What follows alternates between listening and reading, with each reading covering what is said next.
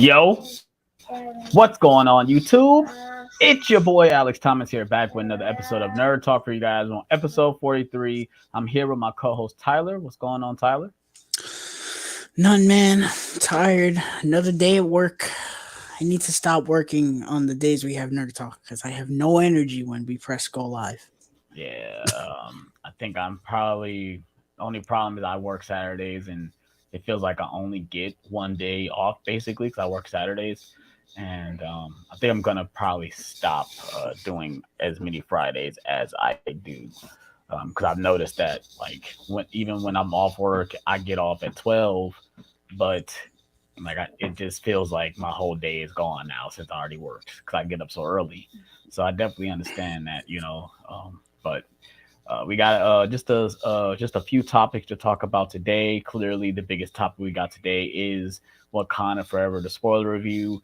We will be joined by Smooth Studio Media, aka John Stewart, later in the stream. He says it's going to be a little bit late, but he will be joining us to talk about certain topics.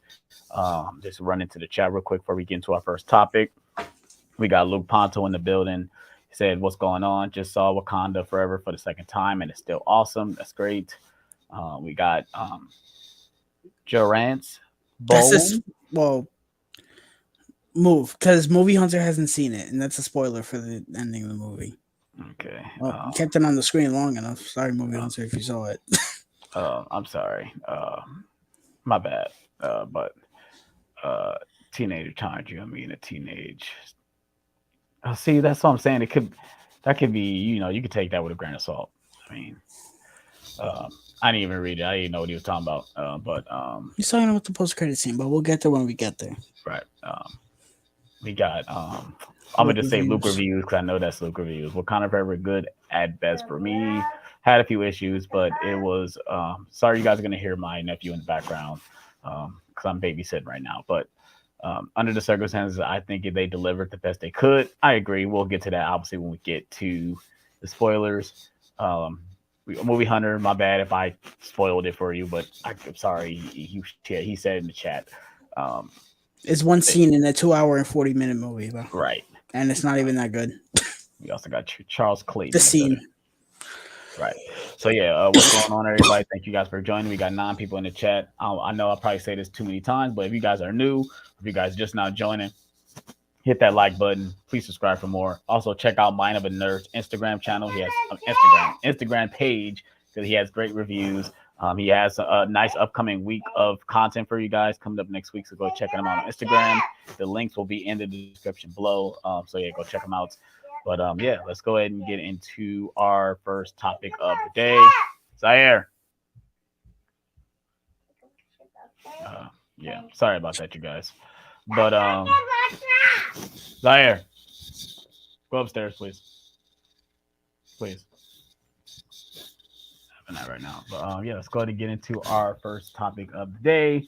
And that is there's been news breaking out about the Fast 10 trailer will be premiering at the Super Bowl next year and actually will be a full length trailer, like basically longer than just a regular trailer TV, 30-second TV Yeah. spot. It will be a full length trailer premiering at the Super Bowl. They promised basically a action spectacle in this trailer. And my first thoughts was this is typical for Universal to do something like this. I think they did the same thing with. Did they do this with Jurassic World? Did they do And this with nope. Jurassic World? And nope. So this is not, nothing new. No, but the difference with those was that they couldn't wait to blow their fucking load, and they dropped both trailers before the Super Bowl, which made no Yeah, sense. Which yeah, I could go on a rant for that. I know there are so many people that are like, why do you watch the Super Bowl to watch the trailers? Because as movie fans, that's what we look forward to. yeah. That's If exactly what I you're a look fan, forward if to. you're a fan of both, that's even better. Yeah, If you're engaged with the game, which more often I am. But if you love football and then you're also a movie fan and you're sitting there like, man, what's the trailer? What's the trailer? You're having the greatest time of your life. But for people like me and Alex, we don't give a fuck about football. We just want to nah. see some trailers. You And want to see the trailers and the unfortunately, commercials?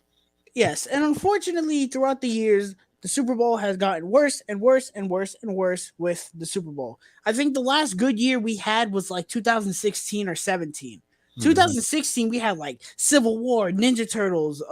There was another one in there that was like we were like holy shit, we're eating good. Then 2017 we had like Logan, Guardians Right. 2, Pirates Mm-hmm. of the Caribbean, even though it wasn't that great. We still had like banger, Super Bowl trailers.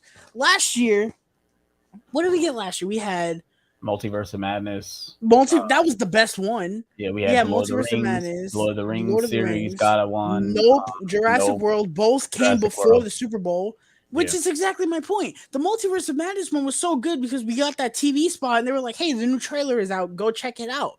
That was way better than just them saying, "Oh yeah, here's the trailer," and then we're gonna make some stupid bullshit TV spot, even though the trailer's already out. It's like, what's the point? Yeah, I feel like Universal's gonna release this before. Like they're gonna They release are. this on the internet before it even hits. They're gonna release it the same day, but it's gonna be hours before it premieres on the Yeah, Super they Bowl. did that That's with what's gonna happen. F9 in 2021. They released the trailer like 3 hours before the game. It's like, why are you doing that?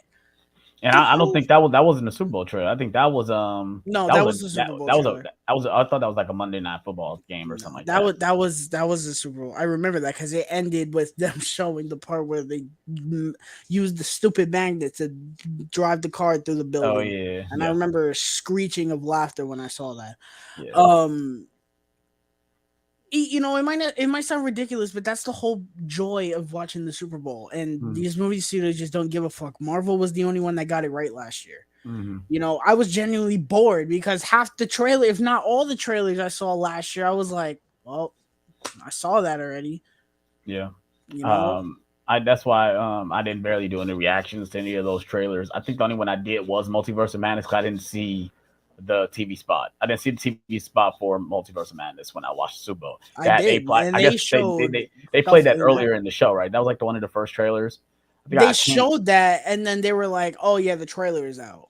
Okay, yeah, because I definitely didn't see that because I reacted to it later. And I was talking about Super Bowl, like, oh, whoever won, and let me react to the trailer because I didn't see it. Which with Marvel normally they do. I think they do it during the kickoff or the pregame, which I'm fine with that too because they know nobody watches the pregame. Who the fuck is watching the pregame? So they're like, okay, let's give them something during the pregame. Even that I was fine with as long as I don't see it before the game. Just keep it until the game. And then you're gonna have some. Wasn't there also different scenes too? In that they showed Superior Strange, and no, they showed Defender Strange. Because I know we didn't. Obviously, we got the trailer. We got in the full length trailer. We see him, but we don't see like the scene where he's talking to America Chavez. And then you'll have some dickhead. Oh, maybe don't watch the trailer before the game. Well, in that case, go fuck yourself because I have to react to it because I'm a content creator. Kiss my white ass. How about that? It's funny because I don't they didn't do an Avatar thing, but I remember when Avatar premiered in the theater and I was watching people do reactions like they've never seen it. But I'm like, come on, you guys watched. Because then they premiere in front of what, Multiverse of Madness? Was it Multiverse of Madness we're premiering in front of? Yes. And I was like, you guys went to see Multiverse of Madness. You guys saw this trailer because they didn't premiere it online first. They actually did it. Well, I mean, with some of them, it could have been because they went to a press screening. But if you got people like us who don't do that, like, come on, bro. Yeah, and it's funny. I say it in my review, in my trailer reaction, like I already seen the trailer. I'm not gonna give you guys a oh my god, like I'm not doing that. Like I'm gonna give you guys my thoughts because I didn't say my thoughts when I watched it in the theater. So, but yeah, my thought on this. Hopefully the trailer is good. I think most Fast and Furious trailers are good. They obviously go over the top. We didn't even talk about the trailer itself. Oh, we talked about everything but the trailer itself. We didn't get one yet. Well, no, I mean in terms of the actual announcement. Yeah. First of all, it looks like they are loading this movie to the brim. They have so many people coming back. They have so many new faces. We got, in terms of people coming back, Scott Eastwood is coming back. Let me get the balloons and the streamers for Clint Eastwood's horrendously acting son. John Cena's coming back, which they never officially announced, but he's coming back. I'm happy he's back. Charlize Theron is coming back, of course. And then we got Brie Larson. We got Jason the girl who's Jason Momoa, the girl who plays Ratcatcher. She's gonna be in it. The guy who plays the new Jack Reacher, he's gonna be in it too. Yeah. I was like, holy fuck! Like they are, and I think Helen Mirren's coming back for this one too. Like they Mm-hmm. are loading this fucking movie up. Yeah.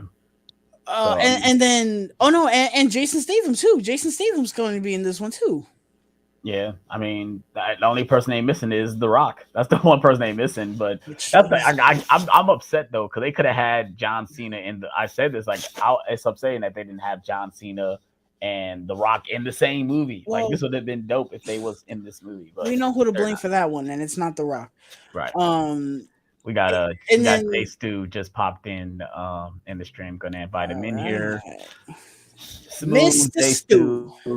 Studio Media, Jay Stu, all these different names that he got. What up, John? What's going on? What's up? What's going on? We're talking And then about we the Fast got 10 trailer being announced at Super Bowl.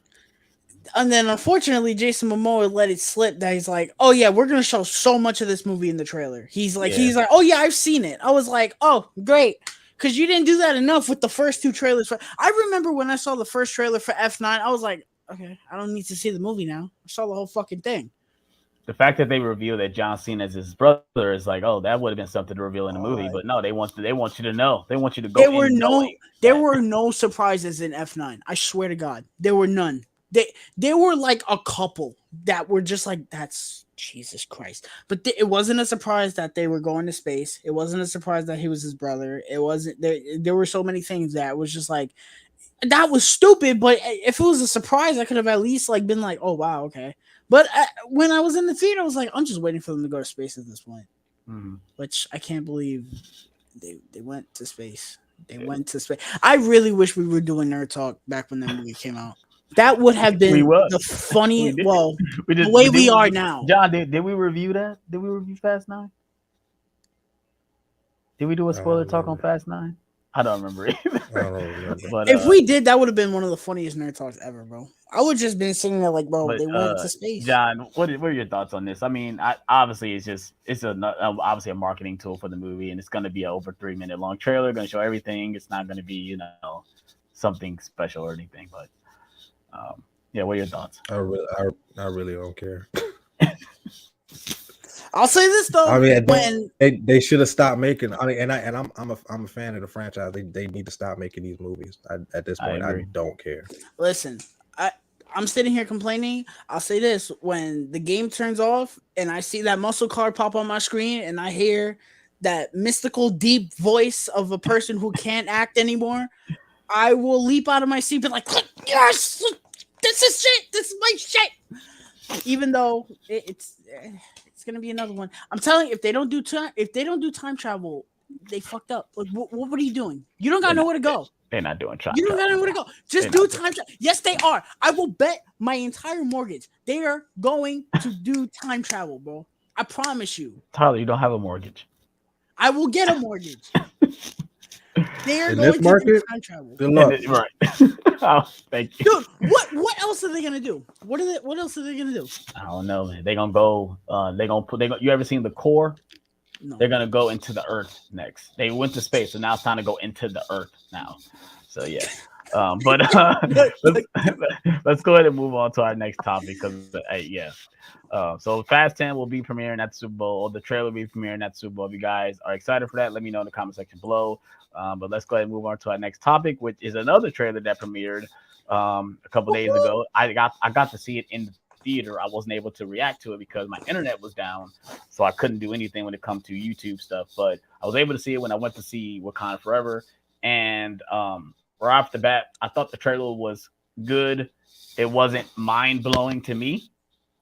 I think the Comic-Con teaser trailer was more mind-blowing to me, maybe just because it was just a quick cut to all the stuff happening. This was obviously a story-based trailer letting us know what's going on. I just didn't find it exciting as I wanted it to be. It looks visually stunning, which all the John Wick movies does. And I think Keanu Reeves is going to be great as John Wick as he's been in the past 3 movies. I'm excited to see Bill Skarsgård as the villain. He's going to be great as the villain. At least I think so. He's going to be great. and I'm just glad to see everybody back in this role, in their roles that's in the previous movies. But like I said, overall, I thought the trailer was good. Like I said, not great, not exciting for me. Go ahead, Tyler. What are your thoughts? I thought the trailer was fucking awesome. So Sean Chandler, I was watching his reaction, and he said that he has a friend who went to go to the test screening of this movie, and the test version right now is 2 hours and 50 minutes, and he said that it's one of, if not the best John Wick movie that we would get. It has everything you would want from a John Wick movie. Mm-hmm. And I was like, not that I'm saying I want a 2 hour and 50 minute John Wick movie, because the last one I thought was way too fucking long.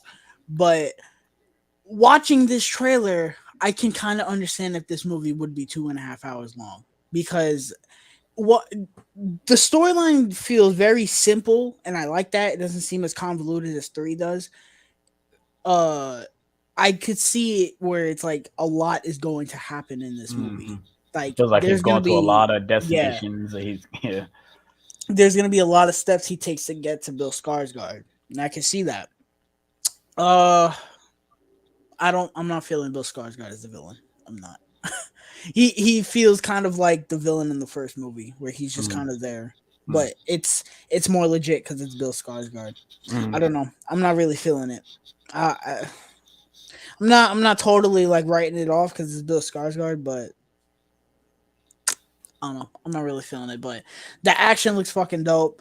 I'm excited. I really hope they nail this one, because if we get another movie like 3 where it's like every time I watch 3 I like it less, I think I'm gonna say I'm kind of done with this franchise, to be honest. Which, again, 3 is not a bad movie. I enjoy pretty much the first hour and a half or so, but once they get back and they go into the desert and stuff, I'm just like, oh my god. And then the third act is so fucking long. It is long. It's like they go through like 3 like stories into a fight. Like, I love the part where they're taking out the guys with the armor piercing rounds. Like, that part is fucking dope. But then when they get to the stuff in the glass like area, I'm like, dude, oh my god. And then the ending to me with that movie is just such a kick in the nuts.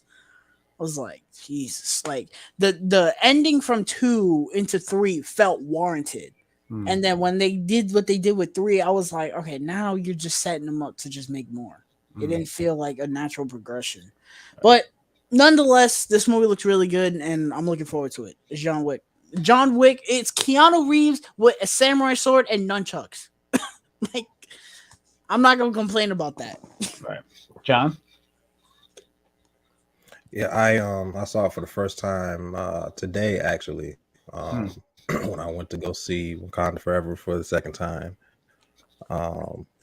It looks good. It looks better than 3, which I was definitely hoping it was, because like Tyler said, 3 is not a bad movie, but there's a lot of unnecessary stuff in 3.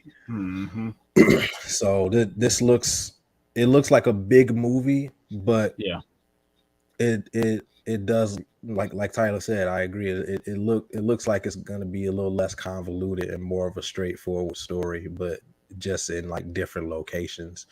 And I'm okay with that.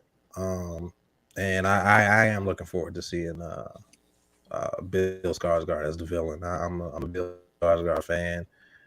I can see him in something that I didn't like. So yeah, I'm definitely interested. I wasn't blown away, but I'm interested. Yeah, same here. Like I said, I was excited to watch it, and like I said, Keanu Reeves is, this is his franchise. At the end of the day, so if he's all in on it, then I'm all in on it as well. Like I said, I do. To people say they haven't seen the John Wick movies, I'm like, bro, what are you doing? Take time out of your day and watch these movies. If you're on this earth and you haven't seen the second John Wick movie, you don't exist to me. John Wick 2 is one of the greatest action movies of all time, in my opinion. Like, it just is. That movie's a fucking John Wick 2 is fantastic. Yeah, it is. It really is. But yeah, that's just our quick little thoughts on the John Wick Chapter 4 trailer. Let us know what you thought about the trailer in the comment section below. Did you like it? Did you love it? Are you excited for it? You're not excited for it? I'd love to hear your thoughts in the comment section below or in the chat. You guys are watching on the replay. Let me know as well. But let's go ahead and move on to our next topic of the day. And it's some sad news, you guys. We just got hit with some crazy news that the legend, the greatest Batman of all time, Kevin Conroy, has passed away. And I think it was Tyler. I saw Tyler send the message in the chat, and I don't think John was in the chat at the time. So I knew I'm like, I don't know. I don't know how you. I You sent said, it to John. oh, you But sent he it to knew John. Okay, already. yeah, He knew right. already. And I knew like 30 minutes before he said it to me. yeah, the first person I thought of it was I have to call John. I didn't even John. get a notification. I saw somebody post a picture of Kevin Conroy and it was all gray. I said, "Oh my fucking god, no, bro." I was in book off. Yes, I went back to book off. I was in book off just doing my shit and I saw that. I fucking dropped everything, bro. I looked like I lost a family member in the fucking store. People kept looking at me. I just kept saying like, "Oh my fucking god, oh my fucking god." Like what? I just it didn't feel real. It was one of those things where I was like, "This is a joke, right?" Yeah, I think when we and John did a stream yesterday with Justin, and he was like just hoping that it wasn't real, like it was one of those fake deaths, like oh, it's just the media playing with us or people faking death. But I think once I saw it, I had to Google it first, and it was true. Once I seen a lot of the reports about it, I'm like, yeah, this is true. And we lost a legend. Me and John were gracious enough to actually meet him in person and talk to him for a little bit, and John actually got to take a picture with him and his son, and it just thank goodness he was great as Batman as is. We got a lot of things that he did. Obviously the Batman animated series, the Arkham games. He surprised other Batman voices and other properties. So we got a lot of stuff. To keep hearing his voice and keep hearing his Batman. I'm not even gonna lie. This morning, I watched the animated series this morning. I was up. I woke up at 5 in the morning. I'm like, after watching Mask and the Phantasm, I said, I want to watch this series right now. So I literally went to HBO Max and popped it on, and I was watching episode after episode. And it's just hearing him be Batman. It's just like wow, it's great. But give me your guys' thoughts. Give me a memory. Give me your favorite portrayal of Batman. Obviously, to me, it's animated series, but you guys might have different. My history with Batman the animated series is funny. I didn't watch it religiously, but every now and then I would be up kind of late because I started staying up late because of my mom. If I lived with my dad, I'd be going to sleep at 8 o'clock every fucking night. That's just how my dad is. And I'd be staying up late at night, and I forgot what channel it was. I don't think it was Boomerang. It could have been Boomerang. Who knows? But they would always show Batman anime series, and I always remembered the intro. I always remembered seeing the intro, and then when they put it on HBO Max, I watched the fuck out of it. And also the Arkham games. I played those hardcore, especially Arkham Knight. Injustice too. He voiced him in Injustice also. And Batman Beyond. I actually watched Batman Beyond as a kid more than I did the animated series. Yeah, but that makes sense because that came when I was,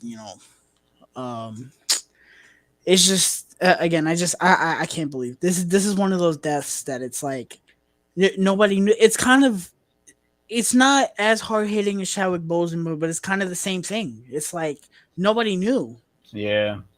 Apparently, he was fighting cancer. Nobody fucking knew. It was one of those things where I gasped. Like you rarely gab. I was like, like I was kind of like taken back. Like, oh, hold on, wait, what? But John, go ahead. The floor is yours, man. Yeah, like Alex said. Well, before I get to that, when I found out, I was on the way home from taking my mom to an appointment, and I got the notification in my writers group chat saying that Diane Pershing, who voices Poison Ivy on the animated series, she had posted on her Facebook that we had lost Kevin Conroy due to a short battle with cancer, and I was in disbelief. I was driving and Googling at the same time. I was trying to. I wanted to. I wanted it to not be true. By the time I got home,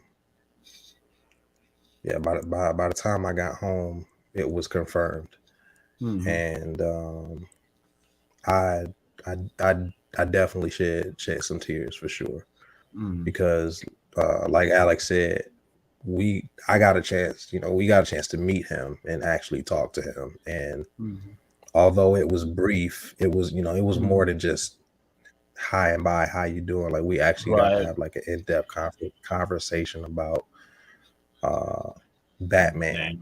And like I said, like I said on the chat, or not the chat, on the stream last night, Kevin Conroy was one of the nicest people I've ever met in my life, and at that moment he wasn't Kevin Conroy voice of Batman. He was Kevin Conroy, the fan. Like, he's a fan of Batman just like we are, right? And so that one hurt. I don't really comment or post anything about celebrity deaths, but that one hurt for sure. Because Batman the Animated Series was my introduction to Batman. Anybody that knows me knows that Batman is my favorite superhero of all time.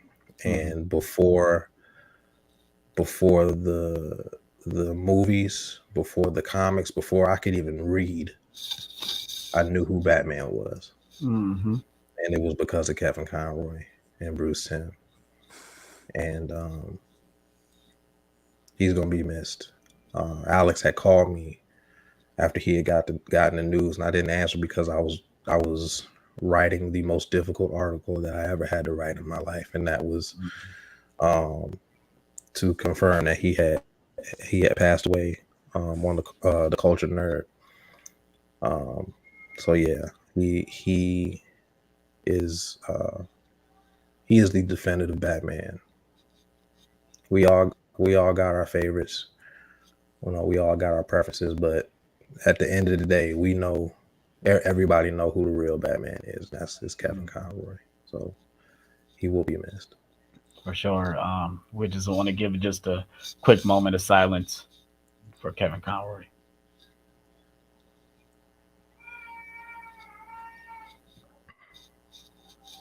All right, you guys. Let me know what you guys thought about him passing away in the comment section below. Was he your favorite Batman? What was your first, encounter with the animated series? Did you guys, like John, was this the first time, knowing who Batman was? Let me know in the comment section below.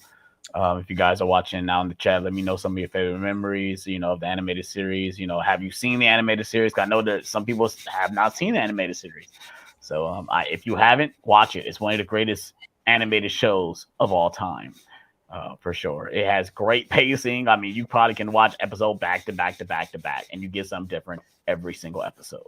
So I highly recommend checking out the Batman animated series. So yeah, let's go ahead and move on to our final and the main topic. Real quick. So James Mangold just tweeted out that the Indiana Jones 5 trailer will be coming within the next month. Okay, that's nice. Finally. Yeah, this thing been up in the air for like what? How many years? Like, goodness gracious. I think since 2014. I think that's when they announced that it was coming out. But that was when Disney bought it though, too, though, right? That was when Disney got the rights for it, so yeah, makes sense. So yeah, let's go ahead and move on to our main topic of the day, and of course, you guys already know it is the main thing on the today, and that is Black Panther: Wakanda Forever spoiler review. Now, first, before we get into spoilers, I'm gonna let these guys have the floor and just give their quick thoughts on what they thought about the movie, because obviously I already did it. If you guys want to see my non-spoiler thoughts, go check out my review. I did put out a review yesterday. I know I was late on that too because I had internet problems and stuff like that, so I couldn't really do a review for it. So go and check that out if you guys haven't already. Like I said, this is going to be a spoiler review, so if you guys have not seen it, we will guys let you guys know when we're getting to spoilers. You guys can leave, come back, like the video, come back, and come chat with us about the spoilers. So I don't know who wants to go first, but I want to hear you guys' thoughts of what you thought on the movie. Go ahead, Ty. I'll go first because I think John is gonna have more to say than I will. But um, walking into this movie, I was very, very excited, as were we all. I don't think a single person was like, "Oh, this is gonna be fucking ass." I think everyone walked into this movie with some form of hype, one version or another. And I walked out very, very, very happy. I thought this movie was really, really, really good. I think this is the movie the MCU needed. Is it going to stay this way? No. But, it's one of those live in the moment type experiences, and we were in the same place pretty much 365 days ago with another movie. But, this movie was really good. I enjoyed it. I didn't get as emotional as most people did, but that's just me. I don't normally get emotional in movies unless it's something that's like I'm gonna fucking lose it. I thought all the acting was absolutely incredible. I thought Namor was a fucking amazing villain, and I just thought it was really good. It wasn't perfect, and I really only have two major negative, well, one major negative, one minor negative, but other than that, it was really, really, really good. I had a lot of fun with it, and I thought it was good. And I'm very excited to see it again, and I'm excited to see all these characters show up again. Sure. Jay Stu, take it away.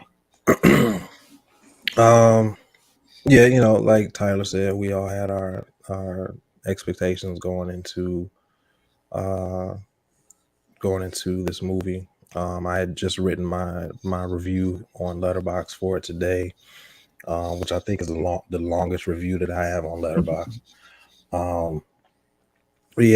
But basically, you guys know how I feel about Phase 4. Just disappointment after disappointment. Even though it does have some bright spots, as a whole, I'm not feeling it. So with this movie, I was really hoping to get something that felt that was a return to form, but also felt fresh at the same time. And I think I got that. Yeah. Me too. Given the circumstances, I think that Ryan Coogler and the cast and crew did the absolute best job anyone could possibly do with this film. Mm-hmm. The fact that we lost Chadwick Boseman and the film exists is miraculous. Yeah, for sure. So good or bad, that let's just say for the sake of argument that this movie was bad, like they still deserve a pat on the back for seeing it to the end. The attempt. With the attempt and completing that attempt. That being said, this is completely subjective, but that being said, the movie was better than I ever could imagine.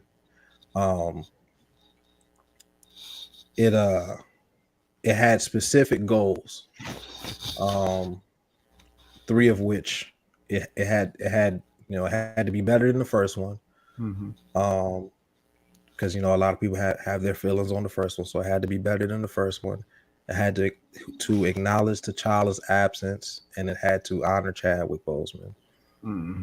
It did all of those things with flying colors, and this is definitively the most emotional movie in the MCU, for me at least.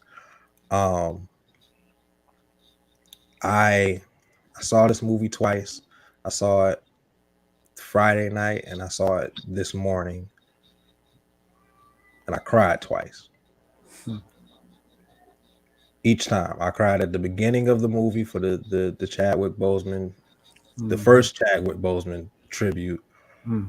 um, and the theater was silent. Like I hadn't heard the Mhm. theater. I hadn't heard the theater that silent since Since Infinity War. yeah, that's exactly how my theater was. My From theater. the beginning and the end, the credits, we were dead silent. No, Dead silent. my theater. I saw that shit with an MCU crowd. We were turning up, but in the sad part, I think it was MCU Yeah. crowd, but I think we knew exactly what we were getting into. My Like, my first showing, I definitely had an MCU crowd. I had the best crowd that I've had since I moved down here to Atlanta. nice. Um My yeah, that theater, they clapped when which we all knew it was gonna be the logo, but when they saw, when it started, we clapped, and then it just like dead silent. yeah. Once when all the Chadwick stuff, I was like, oh, my theater clapped at the end of the tribute. So once Mhm. Marvel Studios showed up, that's when they clapped. It was one of those like acknowledgments, like Mm-hmm. which a moment of silence. Yeah, Mm-hmm. it was one of those like, oh, we clapped really really fast, and then it was like, let's process this. Mhm. That Yeah. I guess we'll start talking about the movie. So Yeah, I just wanted to hear you guys quick thoughts. Now we guys are getting into spoilers, so if you guys have not seen the movie, leave now, come back, and we'll, so come chat with you. the Go ahead, beginning of this movie, I like the beginning. Well, I like the first 2 hours and 10 minutes of this movie a lot. The first 2 hours and 10 minutes of this movie, 5 out of 5. It was like top 5 easy in the MCU. So I like the way this movie starts, and John probably can't relate, but for me, it was jarring. It was like, and I think that's the point. But like when the movie started and you just thrown right into it. First of all, I like that they basically made it real life, like how Yeah. he dies. That Yeah. was fine.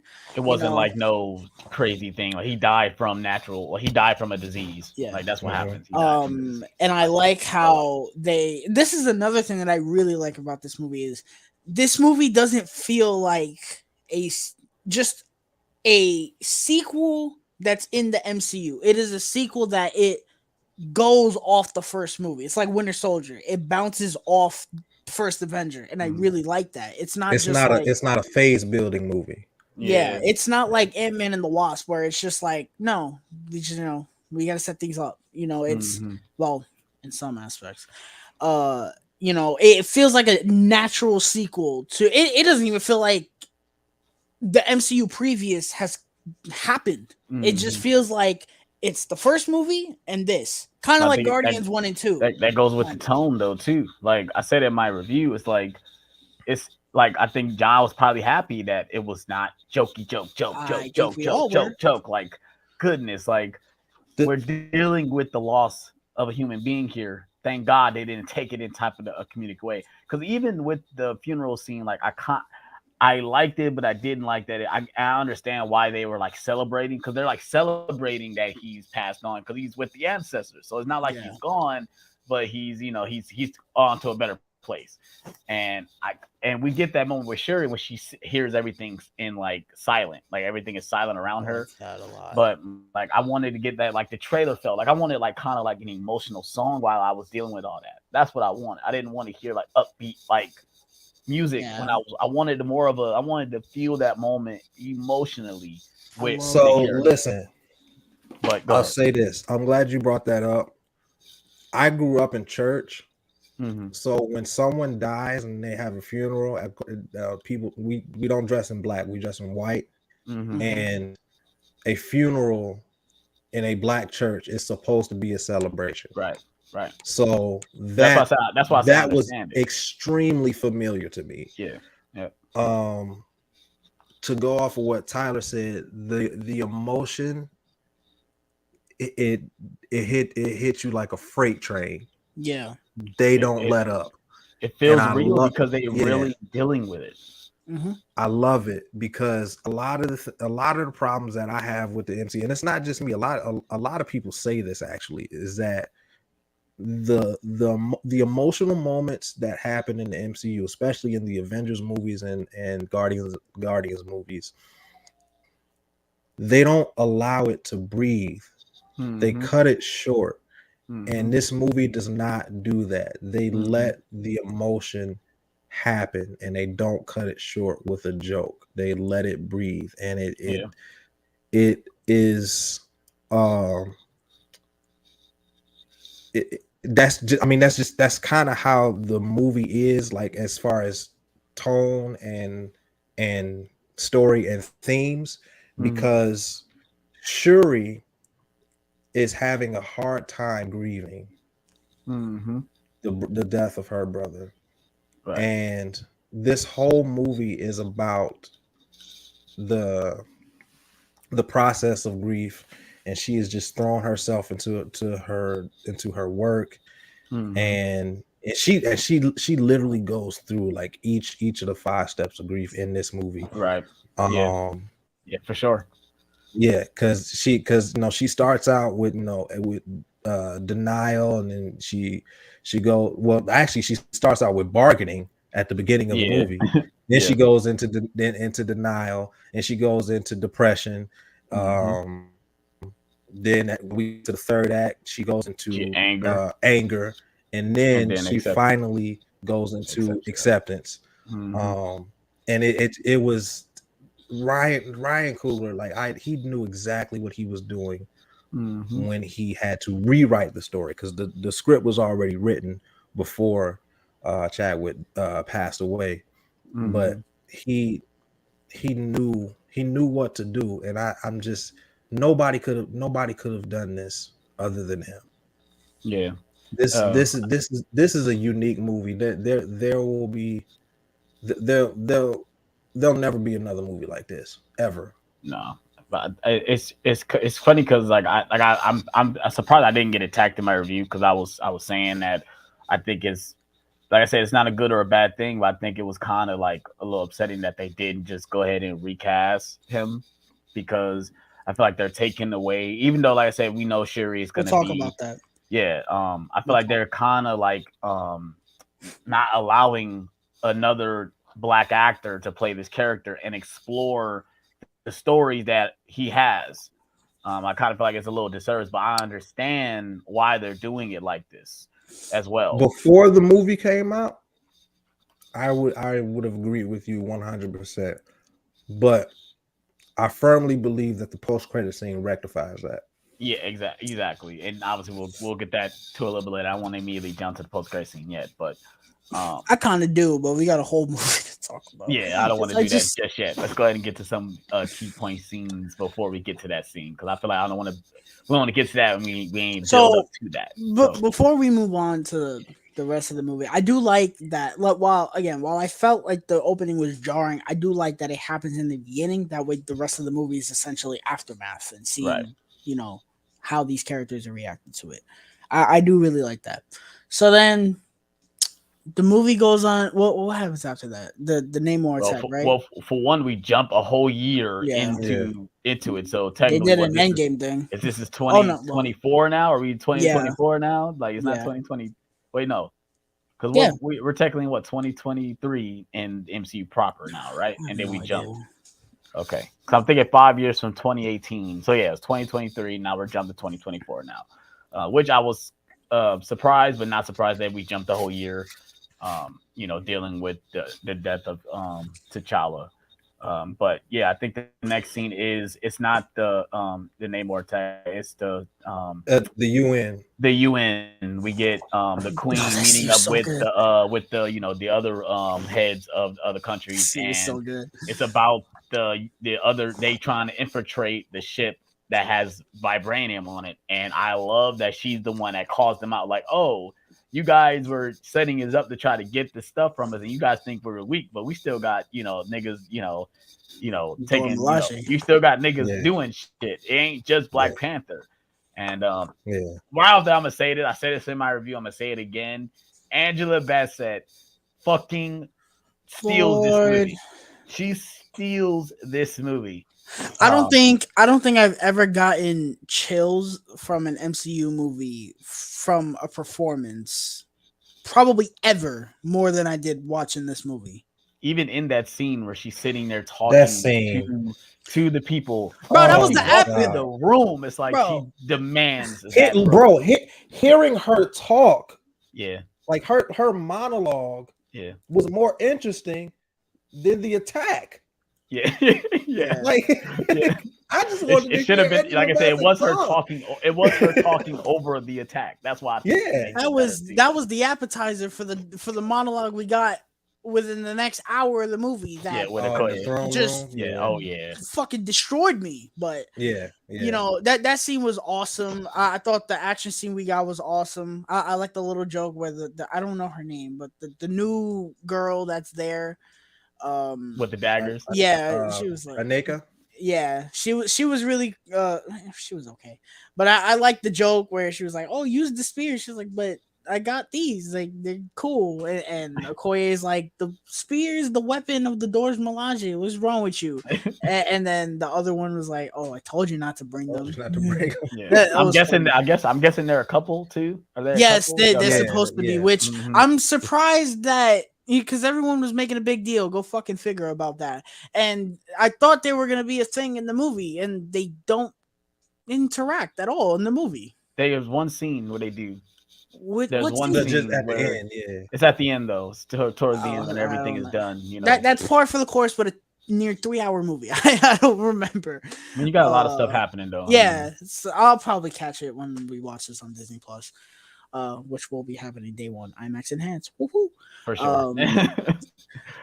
But yeah, this scene was awesome. I love how Okoye brought them all in, and she was basically like, my bitch, yeah, all y'all.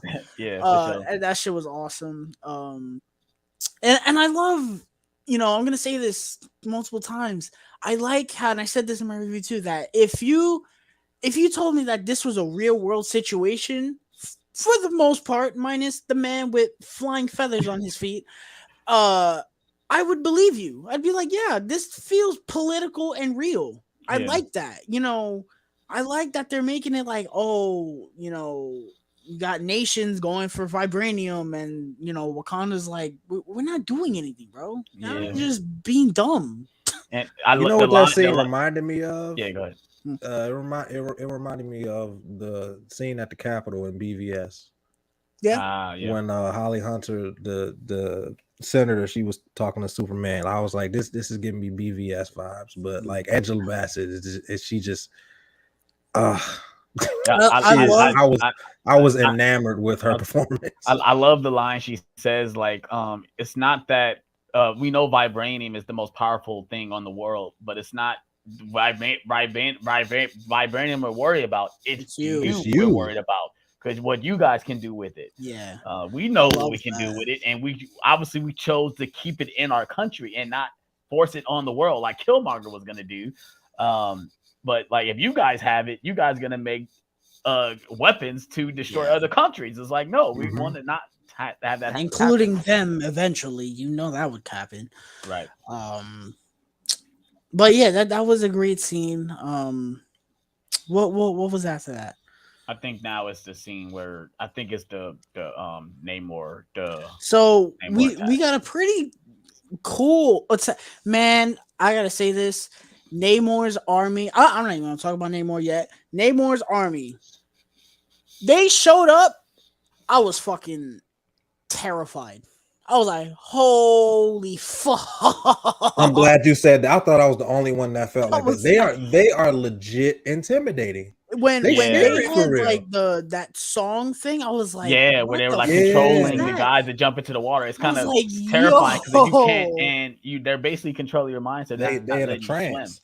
They're not letting you swim, so they're drowning them.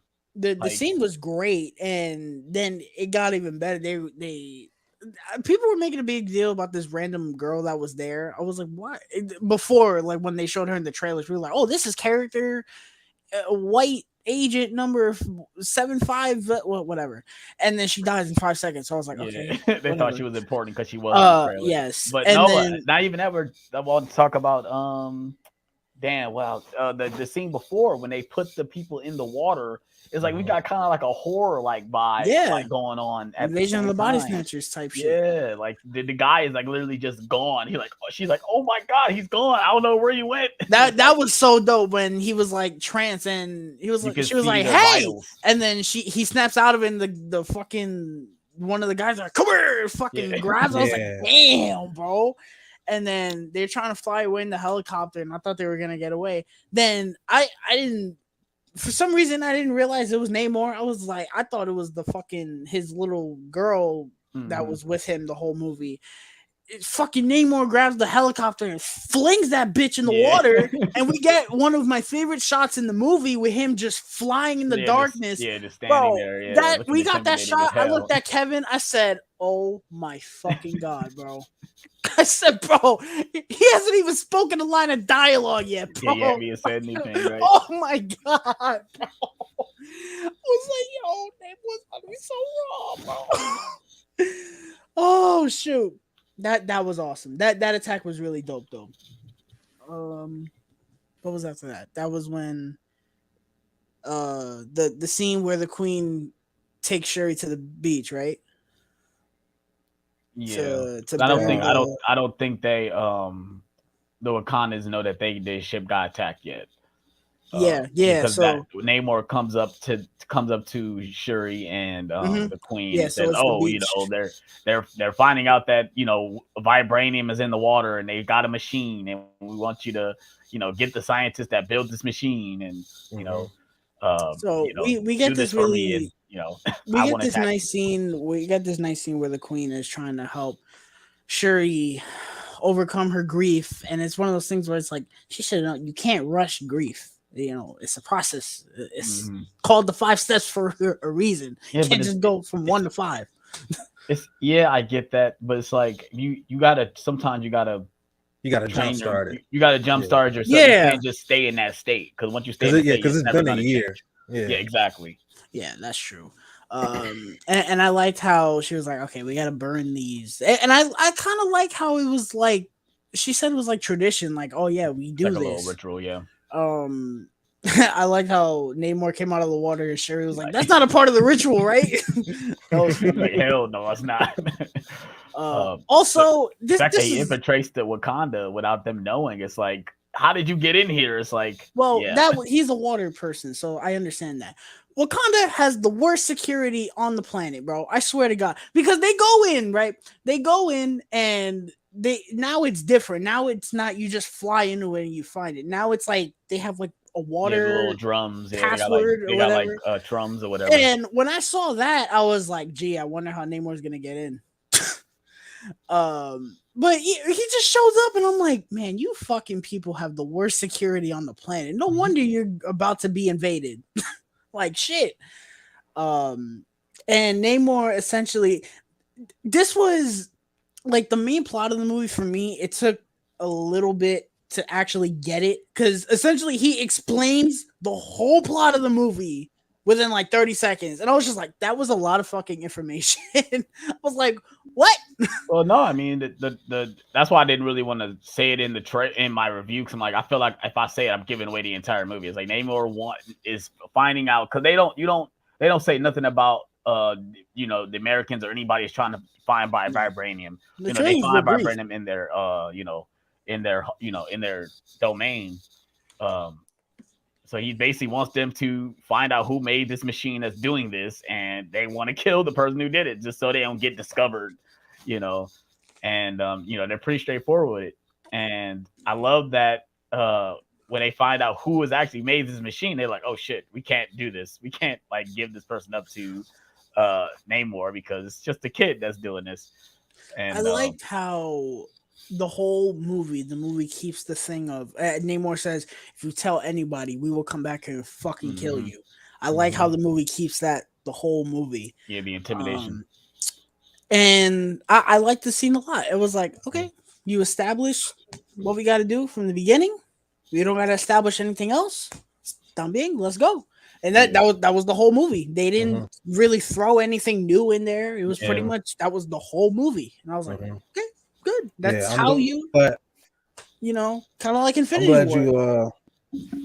I'm glad you brought that up with Namor saying, you know, if you tell anybody that, you know, we gonna fuck shit up. But the thing is, he wasn't necessarily saying that as to not be attacked. He was saying that because the thing is, Namor is incredibly smart in this movie. He is a tactician. He knew exactly what he was doing, and he said that so he would have the tactical advantage over everyone else. He says we have to strike first. If they had told, if they had told someone about them, then obviously he was going to still attack. Yeah, but they would have the rest of the world would have been prepared for it. He was like, we have to attack first before they know about us. So that was very clever. That I think a lot of people like are probably not going to mention.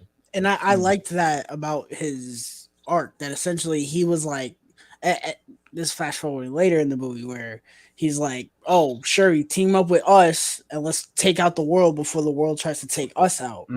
He's like, "I'm trying to prevent us dying before we actually die."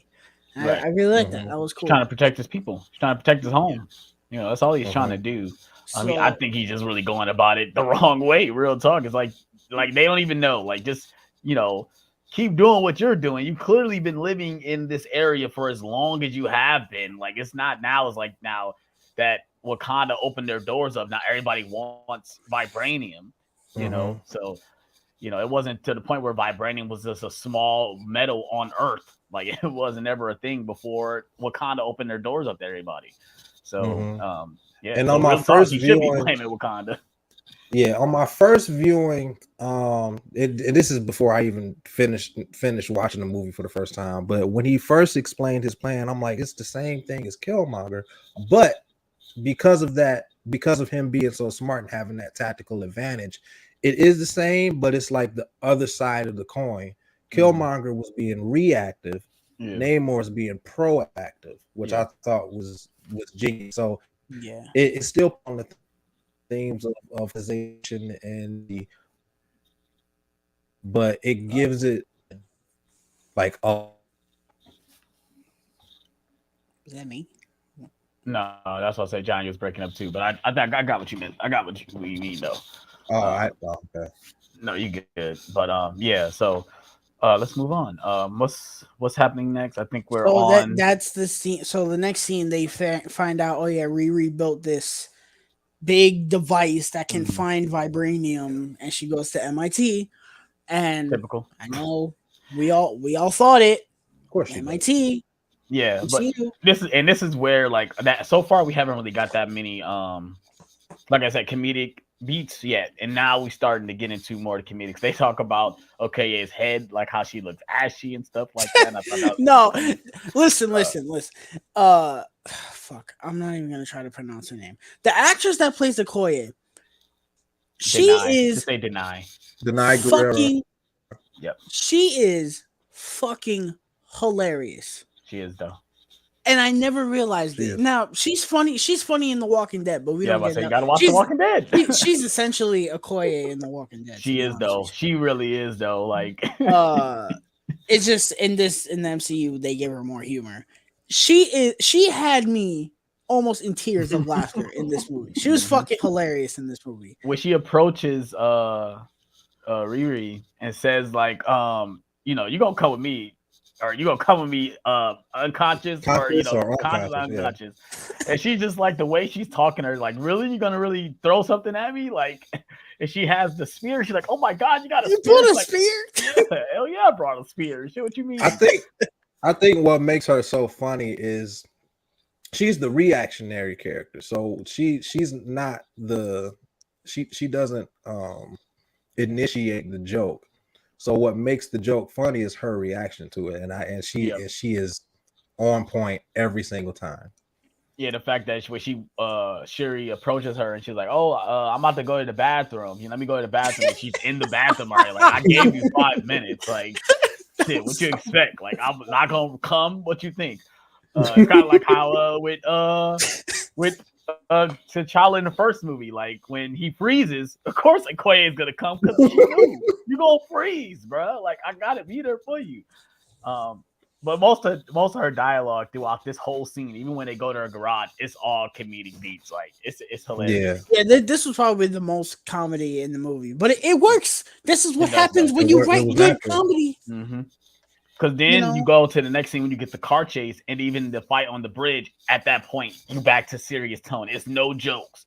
You at that point you're like gripped by the action. Riri probably brings most of the comedy, and it's not bad comedy. It's good, and just the right amount. How do we feel about Riri? I really liked Riri. Charles, now we're getting into your question. I know we weren't ignoring you, but I was trying to move into the progression of the story. But I thought she was fine. I thought she's a new introduction to the character into this world, and she's reacting exactly how she'd be reacting. Like, she thought like, oh shit, like when you're Princess Shuri, like, am I being like recruited or something? Recruited? Like, yeah, she's like, the fish out of water.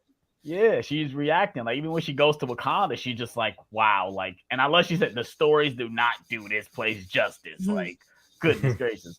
And I thought she was good. Like I said, my main problems with her was to see her suit designs. Like, obviously, I did not like her suit design from when she first, and I didn't really like after thinking it over. I didn't like her suit design for the end of the movie either.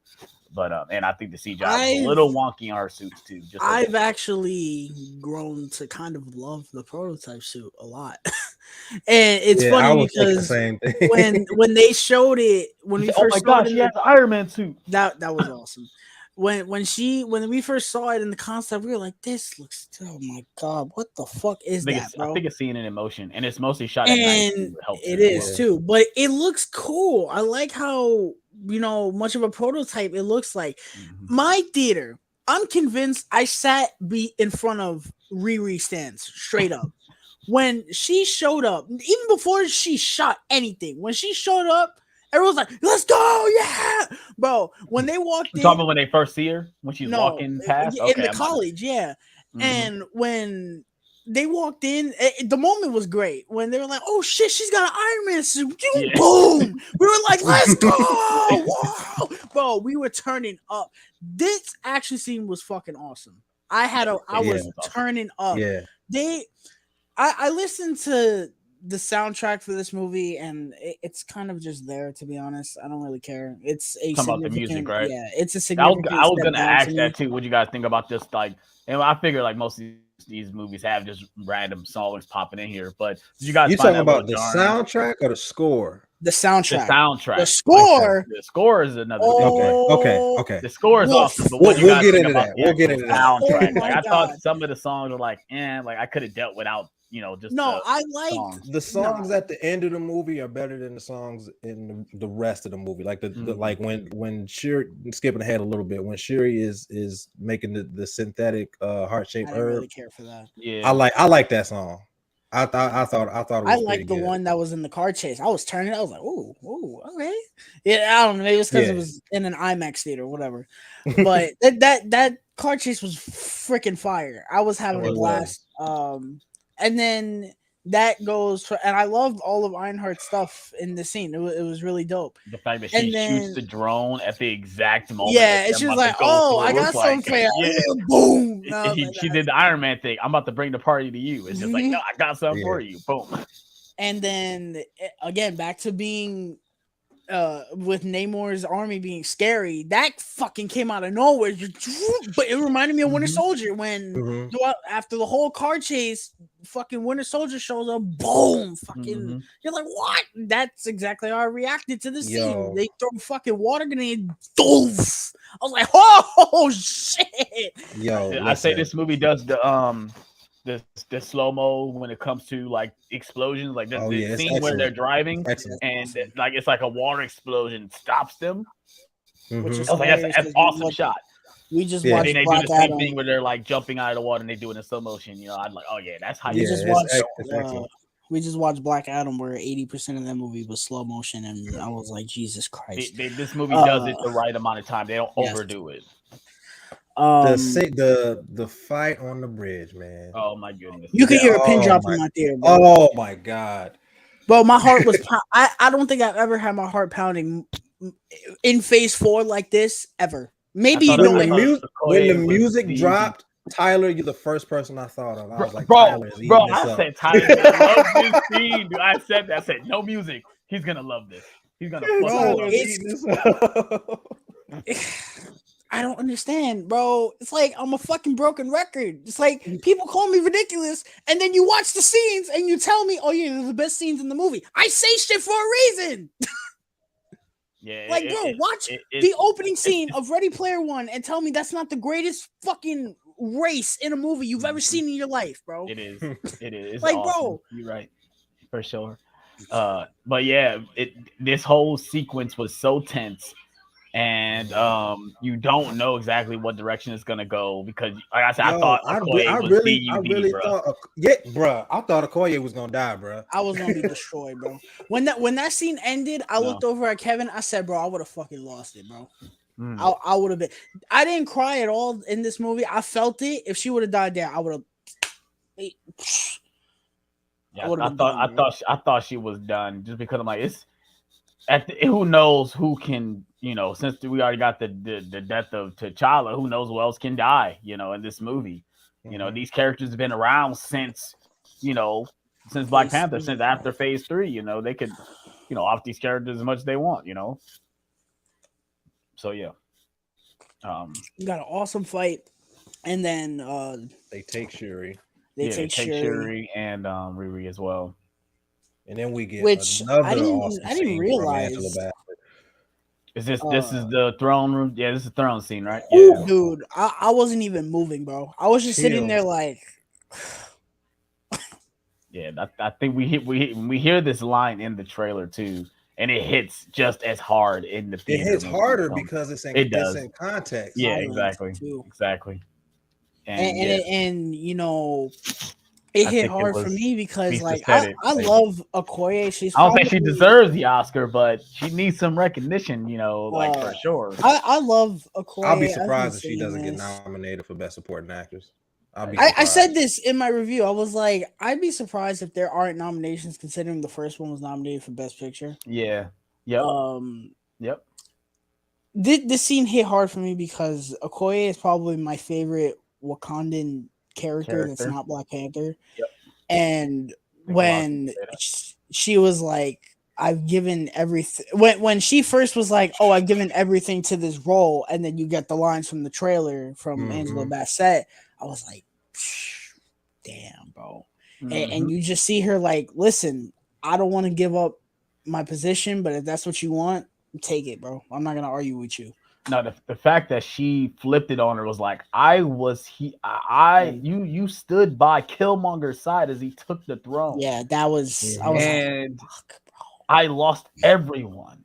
Yeah, everyone in my family is gone. Have I not given everything? What do you think? How do you think I feel? You'll be in my position at this moment. You don't understand what I'm going through. So yeah, you are dismantled of your title and get the hell out of my throne room. And the dude and I forget what tribe he's from. I think he's from the Border tribe. But he said, like, I think we being too hard on her. Like, she took a sword to her own husband. Exactly. And Queen Ramonda's like, she could go see him anytime she wants. Exactly. And my whole family is gone. Yeah, right? That hit me. I was like that. The fact they show you that Angela character is still alive. He's still alive in this movie, bro. Daniel Kaluuya's character is still alive. Yeah, they said he's like banished or something. He's in jail. Yeah, he's in jail. And he Daniel Kaluuya couldn't come back because he had scheduling conflicts, but I think he would have. He was making like 18 other movies. He did Nope too. Being a badass as usual. Yeah. Listen, Daniel Kaluuya can't be in an MCU movie to give me Judas and the Black Messiah, which is probably what happened. Probably. I will take that any day of the week because Judas and the Black Messiah is a fucking masterpiece. So after that, we pick up with Shuri, right? Oh no, we get Martin Freeman. Martin Freeman, and I went back and watched my review, and I forgot to mention him. But to me, and then we get what's her name? Fucking who's trying to do the fucking Thunderbolt shit. Yeah, she comes in. I was surprised. I'm like, oh shit! Like she's in this movie too. It's like, god That's damn. that's another instance where I thought of Tyler. I was like, Tyler just said, like, what are they gonna do with her? And sure enough, she shows she up. shows Man, up, and it wasn't. I didn't have she's in a good chunk of the movie too. Yeah, they knew. A lot more than I They thought, been 'cause they I don't been think listening to Nerd Talk, bro. I've been. she's in none of the trailers. That's the thing. Like, Well, that like, was a good I thing. was surprised. Like, wow. I wasn't surprised. I was like, wow, you found the hole that you left her in since Falcon and the Winter Soldier. Like, fuck, shit. Because Black Widow is after that, right? Yeah. So because she shows up in the post-credit scene of Black Widow. I was just like, wow, you found her. Wow, okay, I can take her off the milk carton that I had her on. Like, fuck. You know, I'm happy. Mista says they didn't need to be in the movie. I think Martin Freeman needed to be in the movie because he was connected to the first movie.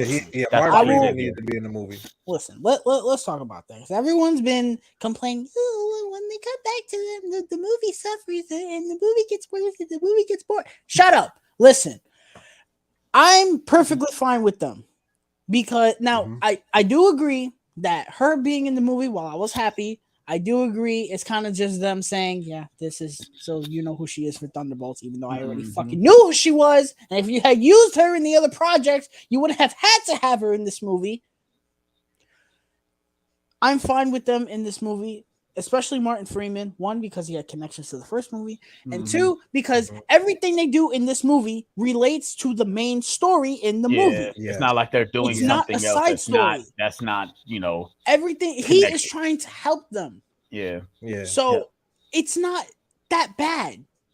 It's fine. Had to have that eye, and Martin Freeman's character makes the most sense because Shuri saved his life. So it makes sense that he would be the person on the outside of Wakanda to be helping. And I love how he says, I owe them. They saved my life.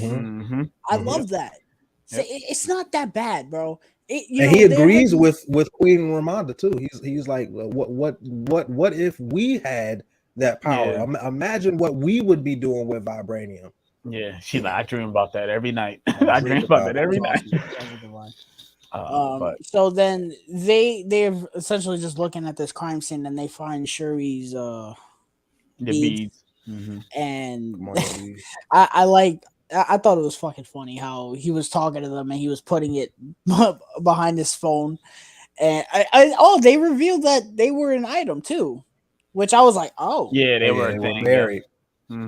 Also, Everett Ross has the same last name as Thunderbolt Ross. I made that connection. It's no relation. I was like, are you sure? I don't think so. Unless they're like, I don't think they're brothers or anything. Maybe they're both government people. I wouldn't be surprised. I mean, they haven't made a connection.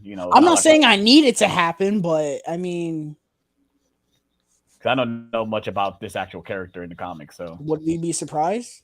No, I wouldn't be surprised at all. But I thought that was cool. I thought their little scenes were, hell, Martin Freeman looks more like Harrison Ford than he does William Hurt. It is. I love that they point out that he's been working out. He looks, nice and fit because he does. Martin Freeman does look good in the movie. When he was running, I'm like, okay, I see you. Yeah, he's getting a little fit. Bro, they gave him like a whole Avengers entrance. I was like, I love his character. Well, I like his character a lot. Yeah. But I was like, why did they give him like an Avengers entrance? Ready for him to say on your left for a minute. Of like Civil War. He was about to say on your left real quick. I loved how she was like, "Oh, my favorite colonizer." I was like, "That's funny." So then we jump over to because I guess we're jumping over to Shuri now, right? Because Queen hasn't located the talked to the AI like, oh, where's her beads, and she now hasn't gone to Nakia either. Yeah. So we get basically Namor's like, oh, do you want to see my world? Like, come on. I can see some people saying nothing's happening. This movie's boring. What's happening? I was watching this scene and I was like, this is fucking beautiful. I absolutely love this. Agreed. This is what I would want from a villain. It's showing that the villains are human beings, even though they're not bad people. They're not bad people. protect themselves. That's You all they're are doing. seeing the motives of the villain, and you are seeing both sides. You know what that's called? So all the idiots that don't know storytelling, it's called fleshing out your characters. It's called character development. Character development. Excuse me. Like, I'm sorry. I was loving it. I was like, this is so beautiful. And I love how it's different. Gorgeous. It's gorgeous. You know, I love how their city, I know it's not Atlantis, but like, you know, it doesn't look like DCEU Atlantis, which I like. Although I always found it funny whenever I watch Aquaman, the scene where they go into Atlantis, it reminds me of the scene in Black Panther when they go into Wakanda for the first time. I always thought of that, but nonetheless, yeah, I can see the comparison. And then we get essentially Namor's whole backstory, and I thought his backstory was great. I loved how they brought slavery into it. I was like, wow, that's love how he got his name. I was like, that's pretty cool, genius. That's cool.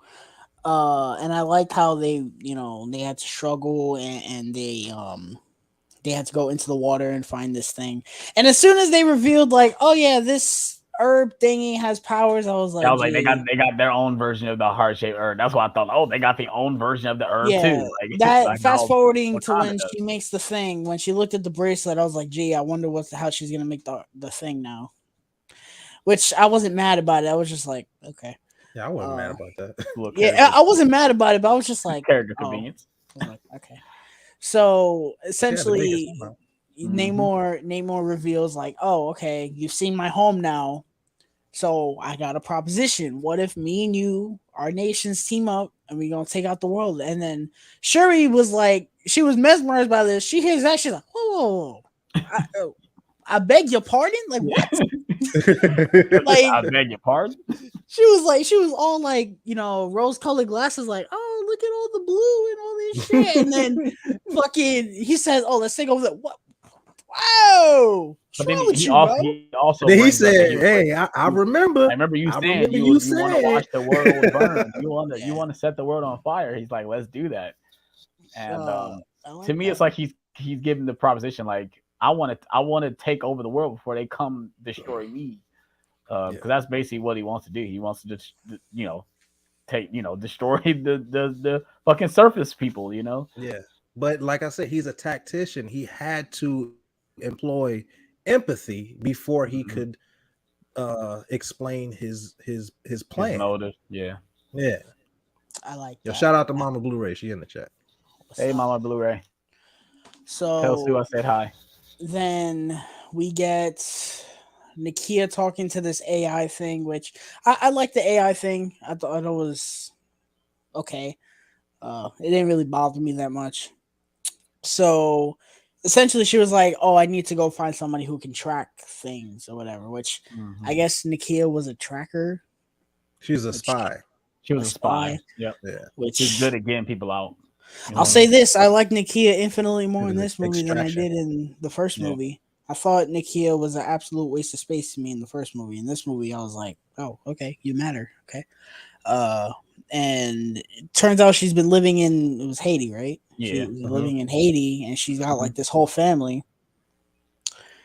I wonder how that one happened. Well, she don't got a family. She's like running this like school, like this orphanage or something like that. That's what she's doing. She does have a family though. Well, we don't know that yet. Yeah, we don't know that yet, but what we see her, she's like a, you know, because that school. I think that school is part of the outreach program, right? Yeah. It has to be. Yeah. So Nakia is told, like, oh, they found the beads in like the Pacific Ocean or some shit, and we need you to go in there and get her out. And I think Namor says something to Shuri along the lines of, oh, if Wakanda like infiltrates or anything, it's over, bro. Like, I'm essentially, I'm gonna fuck y'all up. Like, I don't play with that shit. So as soon as Nakia goes in, I was like, oh, here we go.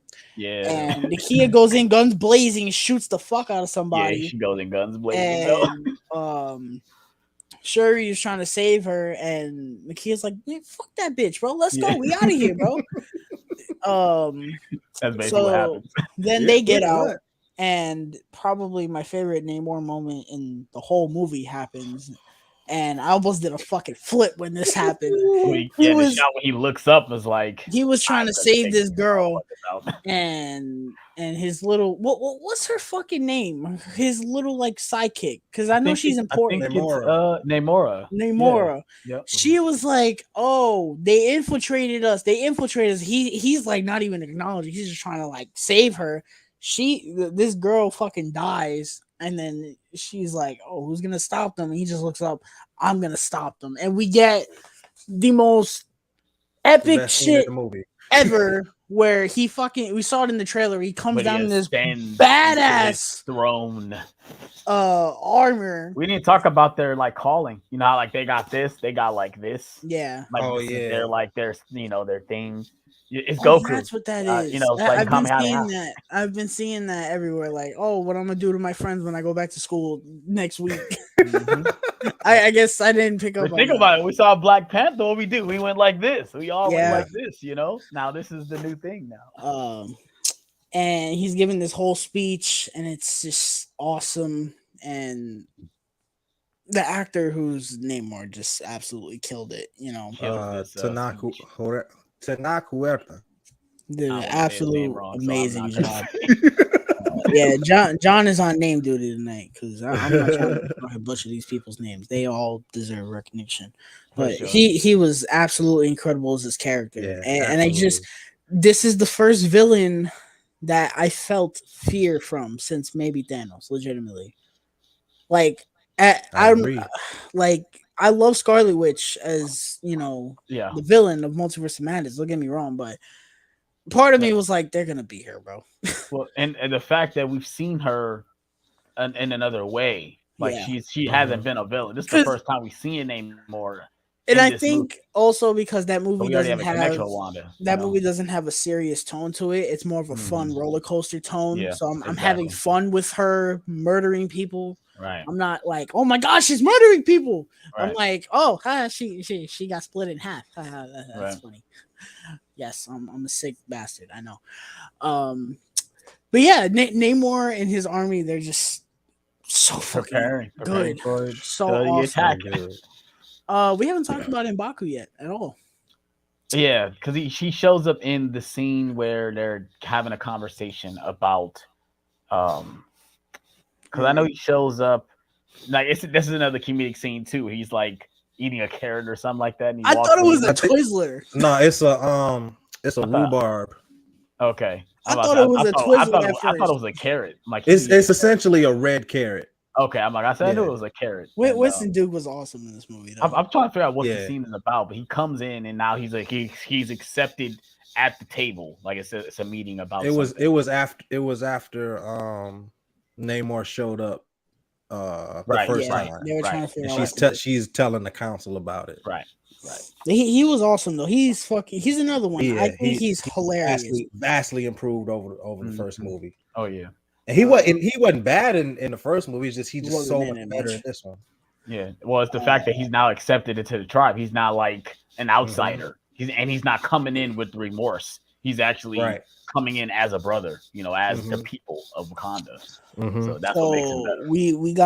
We got one scene. It was with Nakia and Okoye. This was the first scene we see where Okoye is just a regular person. Yeah. And they had a nice scene. I love this scene because this we see what happened after the events of Endgame, because that's basically what happened. She didn't get snapped. She must not have got snapped. Okoye didn't. No, I was talking about Nakia. No, she didn't. She wasn't even in Infinity War because she left. But the way she's talking about her experience since she left Wakanda, she couldn't have gotten snapped. Exactly. And then she talked about T'Challa being gone.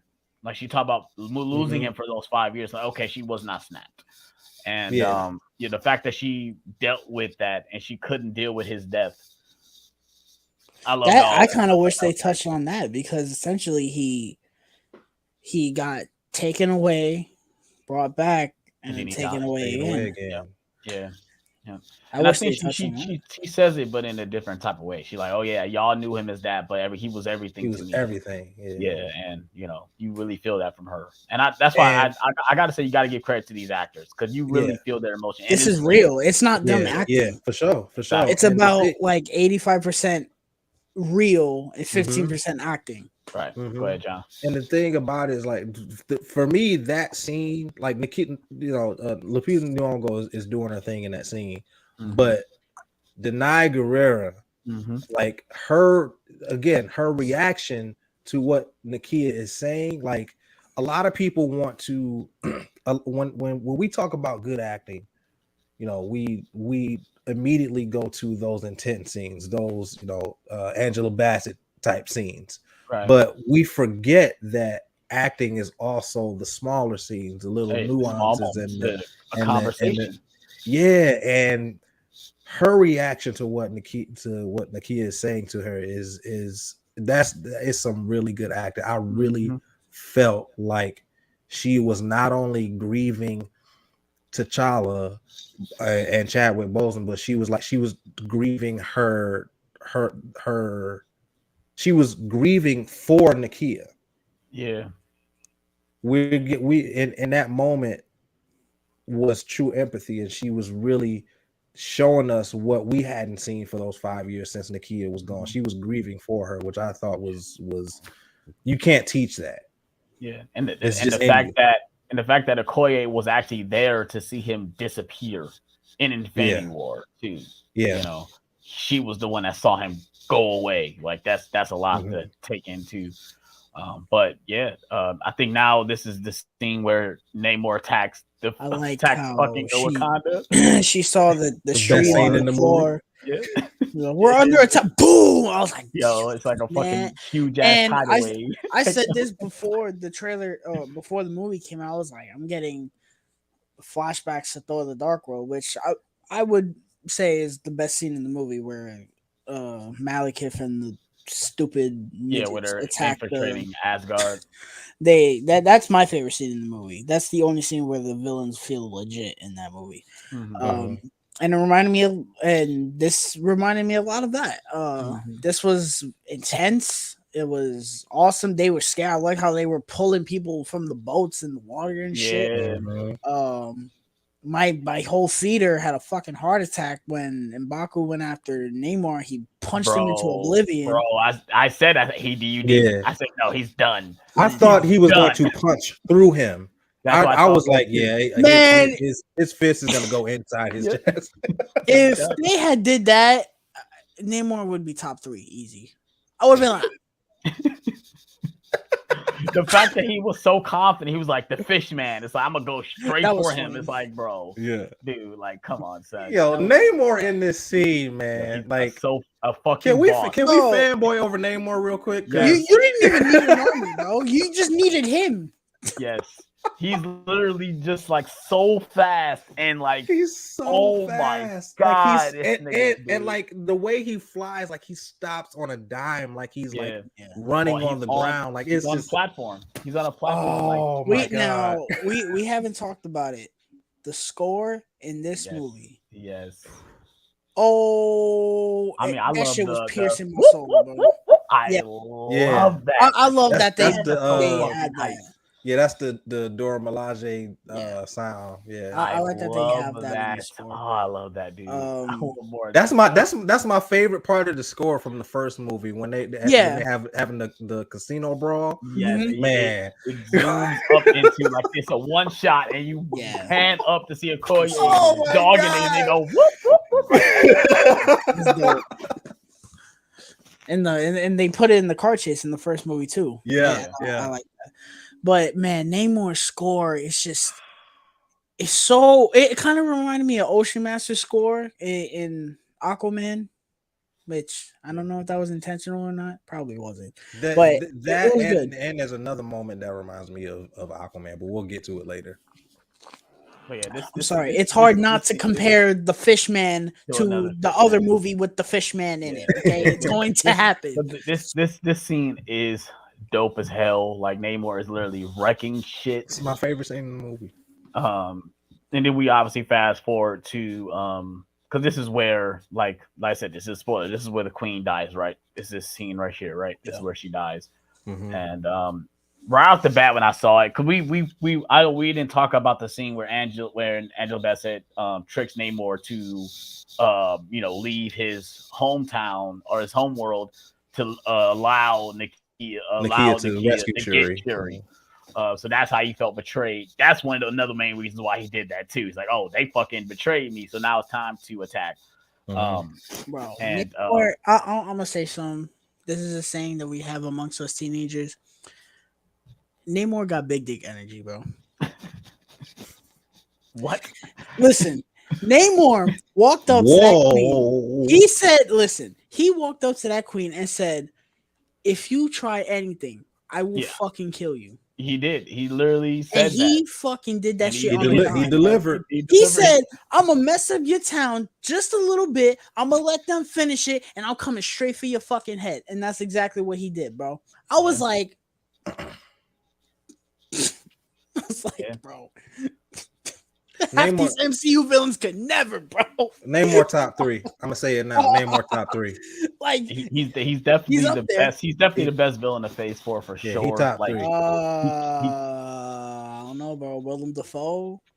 Yeah. Willem Dafoe was great, but I'm talking about of MCU because you got to count Willem Dafoe as Sony technically, but. Well, now he's MCU now. I mean, shit. Who with the multiverse bullshit is fucking everything up. But like from just MCU, I think in Phase 4 he's the best, like for sure. Like when he delivers. He means business. He is a threat. Him and Wanda is intimidating. Like I do agree with you, Tyler. He is the most intimidating since Thanos. Like to me, him and Wanda to me are on the same level because Wanda did the same thing. She was like, if you don't do what I'm asking you, I'm gonna fuck your shit up. She did wreck shit too. Yeah, you're right. But they're all good though. You know, for sure. But yeah, we get the queen drowns. And I knew when I was going into this movie, I'm like, Angela Bassett has given a performance of her life, and she's not going to make it out this movie. So there's no way she's going to make it out this movie. And it to me, I figure it's because they need Shuri to actually step up and be the leader of Wakanda. I said it before, like before the trailer even came out. I'm like, if they're gonna make Shuri the Black Panther, she has to go through some stuff. Yeah, and she most definitely does. She loses everyone. And M'Baku even pointed out, he was like, the world has taken too much from you for you to be considered a child. A child, yeah, exactly. Yeah. Exactly. I love that. I love that moment too. I love that moment. I'm fine with them killing the queen. We all called it. We knew somebody was gonna die in this movie. Exactly. I wanted it to be. Yeah, it was. I wanted it to be more of an impactful death, not just she drowned. That's just a small nitpick, but for me, that was kind of. Would you want her to get decapitated or something? Like, I mean, I think her drowning makes more sense because Namor is a creature of the water. But it wasn't. She didn't just drown. She died saving Riri. Yeah, I like that. But I thought when the part where they were both like down there and they were swimming out, and they fucking kept focusing on it. I thought Namor was gonna come from behind and do some shit. Mm-hmm. Oh, you thought he was gonna swim up behind her? Yeah, that's what I thought was gonna happen. I thought he was gonna try and hold her down into the water. Yeah, that would have been. I would have been like I wish, even though he technically killed her, I wish he would have actually emphatically killed her. That way, Shuri could. MCU ain't doing really. That's a little, especially with Angela Bassett. I don't think they're doing that, bro. They've done it before. Like I don't know why I'm making so many comparisons to Thor: The Dark World, but Malekith killed Thor's mom. That was like, I remember when I saw that, I was like, damn. It's like, oof. Like I wish we had. That's the best part of the movie movie. That is though. Like I wish we had something like that with the Queen, but whatever, that was the next step in Shuri's path to the Black Panther. Mm-hmm. So then we get a good scene with Martin Freeman. where what's her fucking name, bro? I don't know her name. I know she Um, has like Valentina Allegra de Fontaine. Valentina. Oh, you're talking about where Valentina, she confronts him like, oh, I know about the yeah. bees. I've been tracking this whole And time. and Valentina's like, "Oh, did you know about this?" He's like, no. Like, I've been asleep this whole time. Like, how Wait, would I what? know about I this? don't know what you're talking about. She's like, oh, you've Like, been talking to him the whole time. I've been listening to everything you've been like, doing. even if, like, I would have been like, okay, let's say I did do that. How the hell would I know she died? I've been asleep. Right. Would have been like, yeah, you got me guilty on that, but you just saw me come out of the bedroom. How was I supposed to know she died? Like, I'm not there. Right. For all I know, they were in the bedroom doing God knows what. But That's what I thought was the kind intent. of figured. That's what I thought was the intent.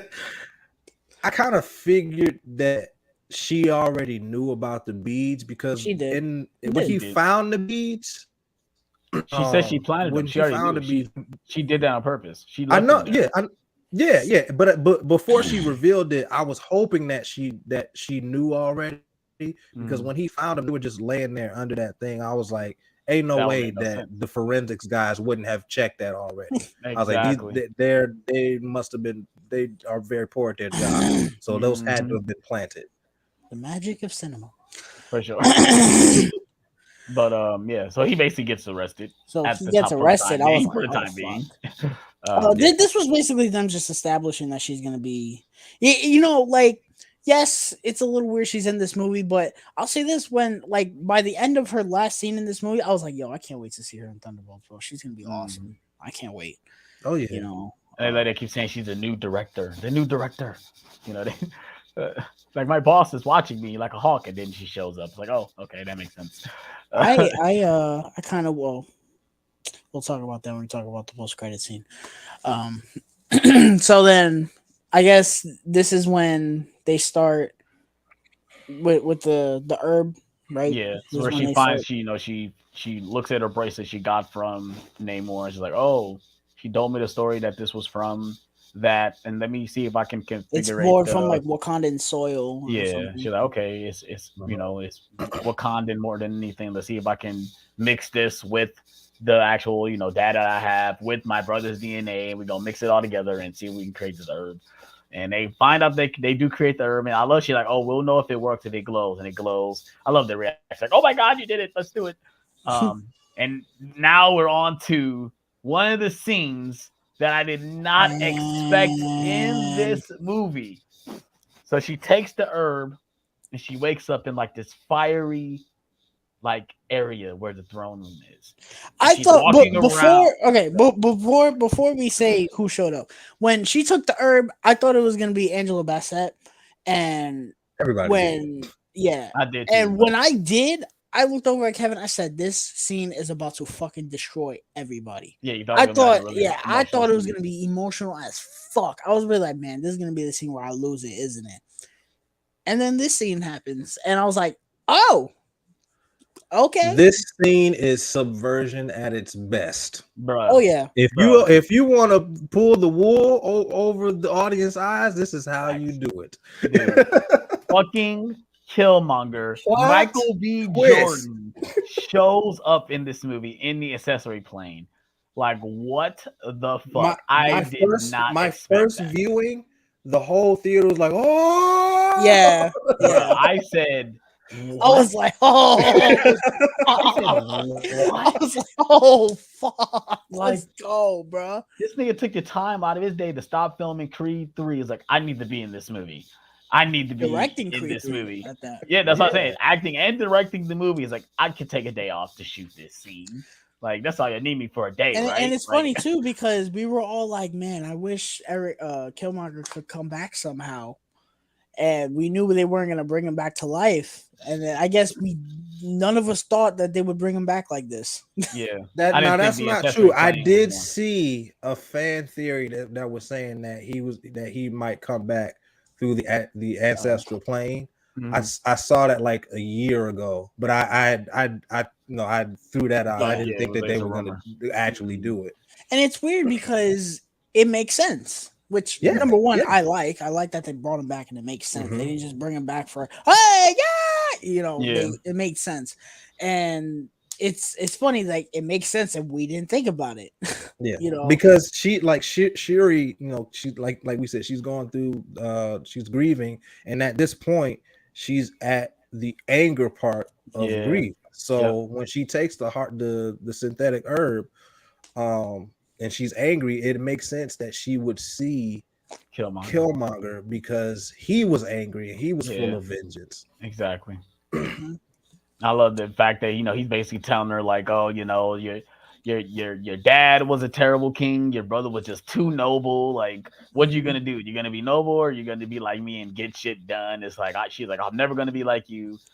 She wakes up and she goes off like, oh my god, like what the fuck, like I thought it didn't work because she saw Killmonger. I was like, so did it not work?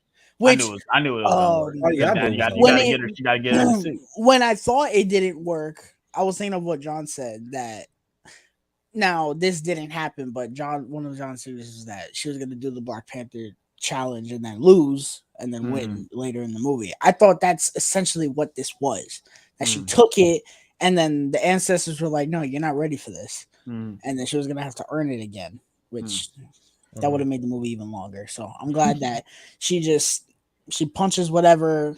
And then I love how Reeve was like, yo, can I get some of that shit? Like, right. Yeah.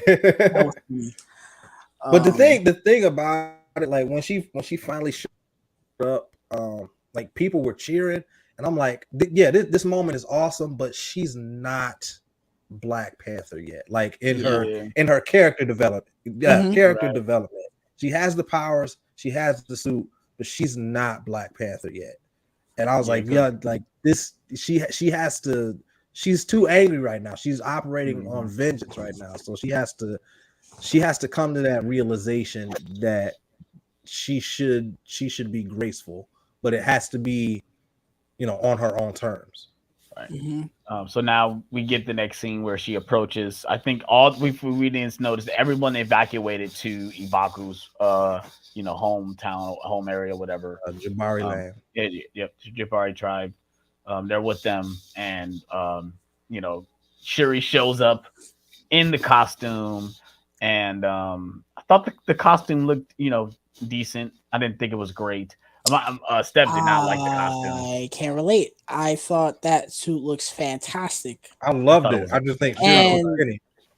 I think that was probably what's throwing me off is her size. Like she is pretty small. But and seeing it in motion, like I had people behind me like, yo, that suit is fucking fire. It's fire. I liked it. I loved it. I love it. I love how they made it different colors. They didn't just make black and white. They made it like blue, gold. The little bedazzles at the top I can do without, but it don't take away from it for me. It looks fucking fire. Now the suit that I don't like, Midnight Angel. I 100% listen. We didn't even talk about any of that yet. That thing is ugly. I said that. That definitely reminded me of Aquaman. I was like, this looks something like straight out. I said it to AJ. I was like, I agree with Okoye. That shit is ugly, bro. Yeah, I didn't like the suit. The fact that they point out that it's not good looking is terrible to me. I was like, you're being like She-Hulk, not in a good way. But like, I didn't like the suit. Number one, and this transitions into the third act, so it's fine. And number two, I didn't like that they gave Okoye a suit. Yeah, I was about to say that she doesn't need a suit. Now, granted, she lost the fight, but you clearly established that all this woman needs is a fucking stick to beat somebody's ass. And her suit is armor. They say it in the movie. Oh, it's armor. Why do you need to give her an Iron Man suit? Why? Oh no. You don't need that, bro. That was unneeded. Like, and you have some fucking geek tell me, oh well, it's in the comics, so it had to be. No. There is a reason why Okoye is one of my favorite characters in the MCU, because she's badass on her own. She doesn't need an Iron Man suit to kick ass. Stop with this comic accurate bullshit. And on top of that, if that's the way it looks in the comics, which I've seen, and it looks like the comics, don't make it look like the comics, because it looks like shit. Like, I don't know how many fucking times I gotta say the same shit. Comic accuracy is not needed, number one, and number two, it's not always good. Like, stop. Like, that suit is horrendous. I'm sorry. It's ugly, and it took away from the third act for me. One of many things from the third act that I didn't like. Yeah, we're getting to that too. Well, we now we're still in the same scene. We're in the scene where Shuri and Ibaka will have a talk, and I guess she's basically saying like she basically say that I'm angry and I want to kill him and blah blah. So okay, yeah, it's just she wants to make a plan where she want to lure Namor out to a deserted area so they can basically fight and blah blah. And yeah, they come up with this plan, to get him out in the open. And I guess lure him out so they can fight. And they come up with a plan like, oh, the way he moves is too fast. Why is he moving so fast? He has the ability to move like this because of the way he's made. And then we gotta dry him out in order for him to get to beat him. And I do like that little, not little thing. I figured they was gonna find a way to, take him out that way, since he had the ability to be underwater and be on ground level. Just take him to a desert. Take him to a desert. Be fine. I mean, they simply do that too. It's like, that's what they did. Go to the desert. That's what she says too. Go to the desert for the whole thing blows up. So yeah, now we're into the third act, which I don't know how John feels about it, but I felt like third act. To me, he likes it way more than we did, considering he gave it a 5 out of 5. Right. That's the reason why I couldn't give it a full 5, because the third act, which was good, but it wasn't as epic as I wanted it to be. Kind of like I think what Tyler said. I think the first 2 hours, whatever, was pretty strong, and then you get to the third act. It's like, and I think for me, it was Shuri's motivation for me too. She was doing all this based off anger. And I get it, it's because she's grieving, but it's like Shuri, and then at the end, she clearly comes back to it and doesn't, kill him. But I don't know, it just didn't feel like epic for me. I don't know. I don't know what it is. I can't put my finger on why. I was just watching it. I was like, when it was all settled, there was one moment that I liked when. Towards the end, when most of Wakanda's soldiers are dead, they were all like getting surrounded. I liked that. I liked how they were like, "Oh, hold it down" or whatever. Reminded me of Cobra Kai. But that was cool. Yeah. That was really cool. Check the egg. Protect the egg. Other than that, though, I was like, when it all settled, I was like, okay. I was like, all right, we're done. Okay. There were some cool moments. Sure, Ironheart got herself to do. Mm-hmm. I can kind of agree that the suit wasn't. It was okay. I'm glad she's getting a new design. Her helmet looks really bizarre. That's probably what was throwing me off was the way her helmet looked. But I like the way she flew around. I like that she was able to fly in the water and all that stuff. Her helmet reminded me of the little white robot from WALL-E. It did. Yeah. It's got the same eyes too. Yeah. But I agree that the third act is not the best part of the movie, but I wasn't offended by it or we weren't either. Nor was I like bored by it.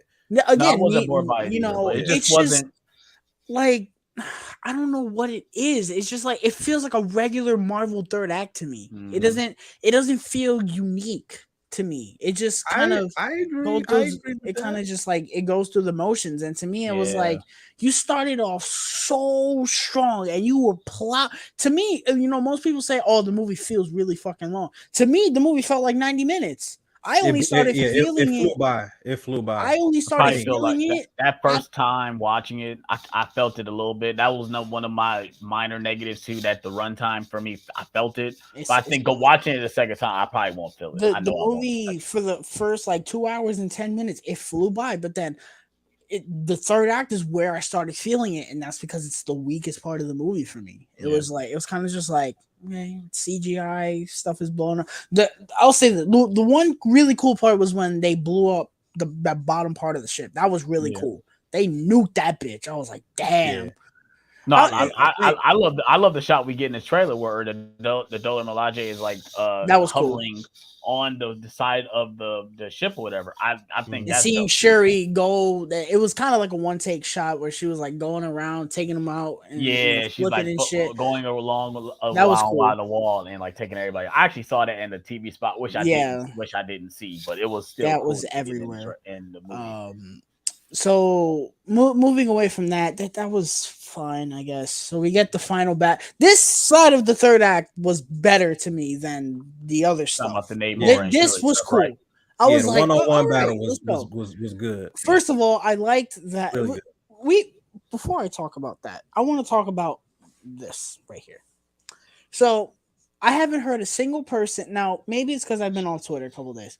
I haven't heard a single person bitch, complain, moan, whine about the fact that this is essentially a all-female led superhero movie, and nobody's saying it's we got M'Baku in there, woman and gender and all that shit.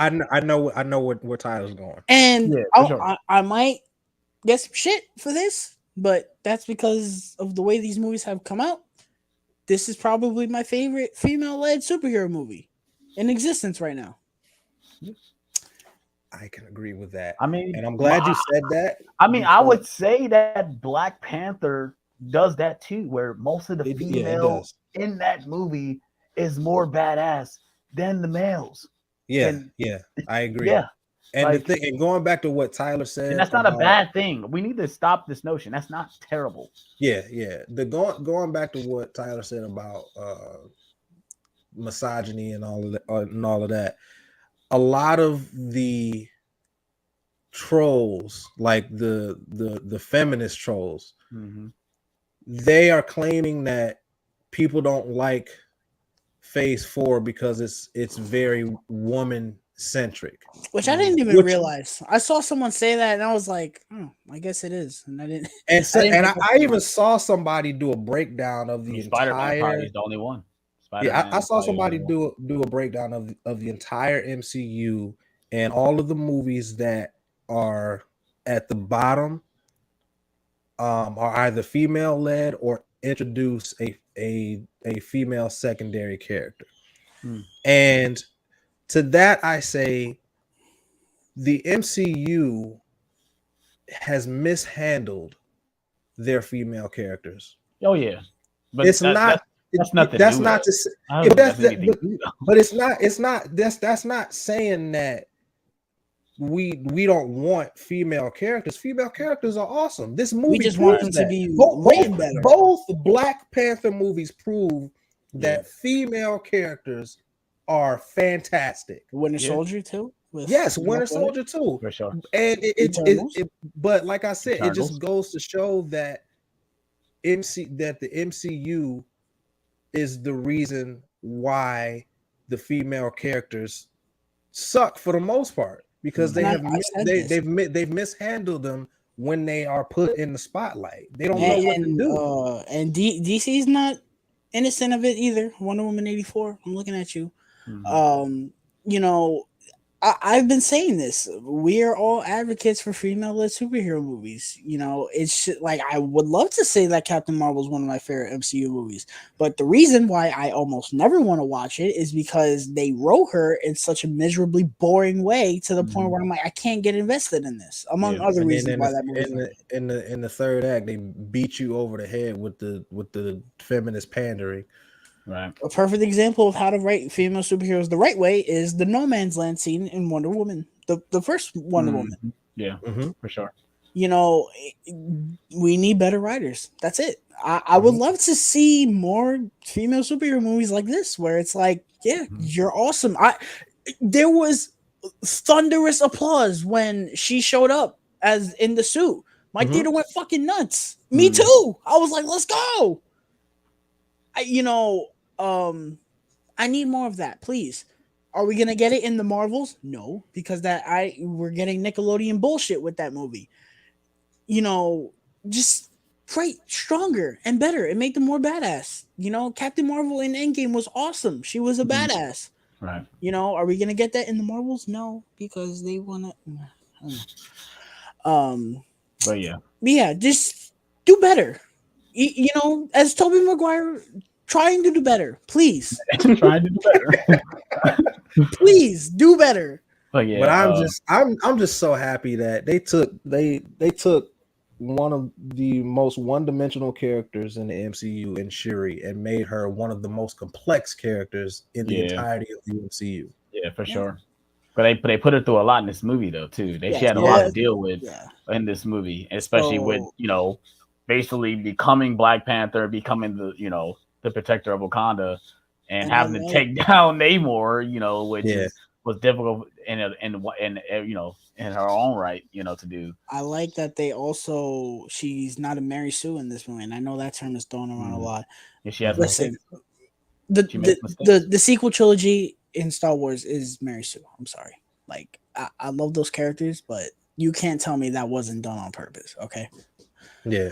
For the people that don't know what a Mary Sue is, explain that for the people that aren't familiar with people who are bestowed, given all the abilities, max 100 XP, all upgrades and abilities. They can do everything, and they can just do anything without question. Yes, or they do it by accident. Yeah, Shuri makes mistakes. I mean, she even gets stabbed. Yes, in this movie, she gets stabbed, and it's like and she still keeps fighting. At the end of the day, to try to stop him. And then at the end of the day, she becomes a better person. She remembers everything. She goes back, and we kind of get like a flashback moment where we see everything happens in the movie.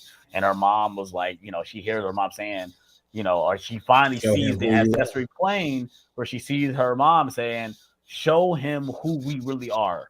We're not this ruthless. We don't do this. We've never been this way. And it goes back to what T'Challa said to Daniel Kaluuya's characters, like, we've never been this way. We don't go out and rage war and go out and kill people. We don't do this. Yeah.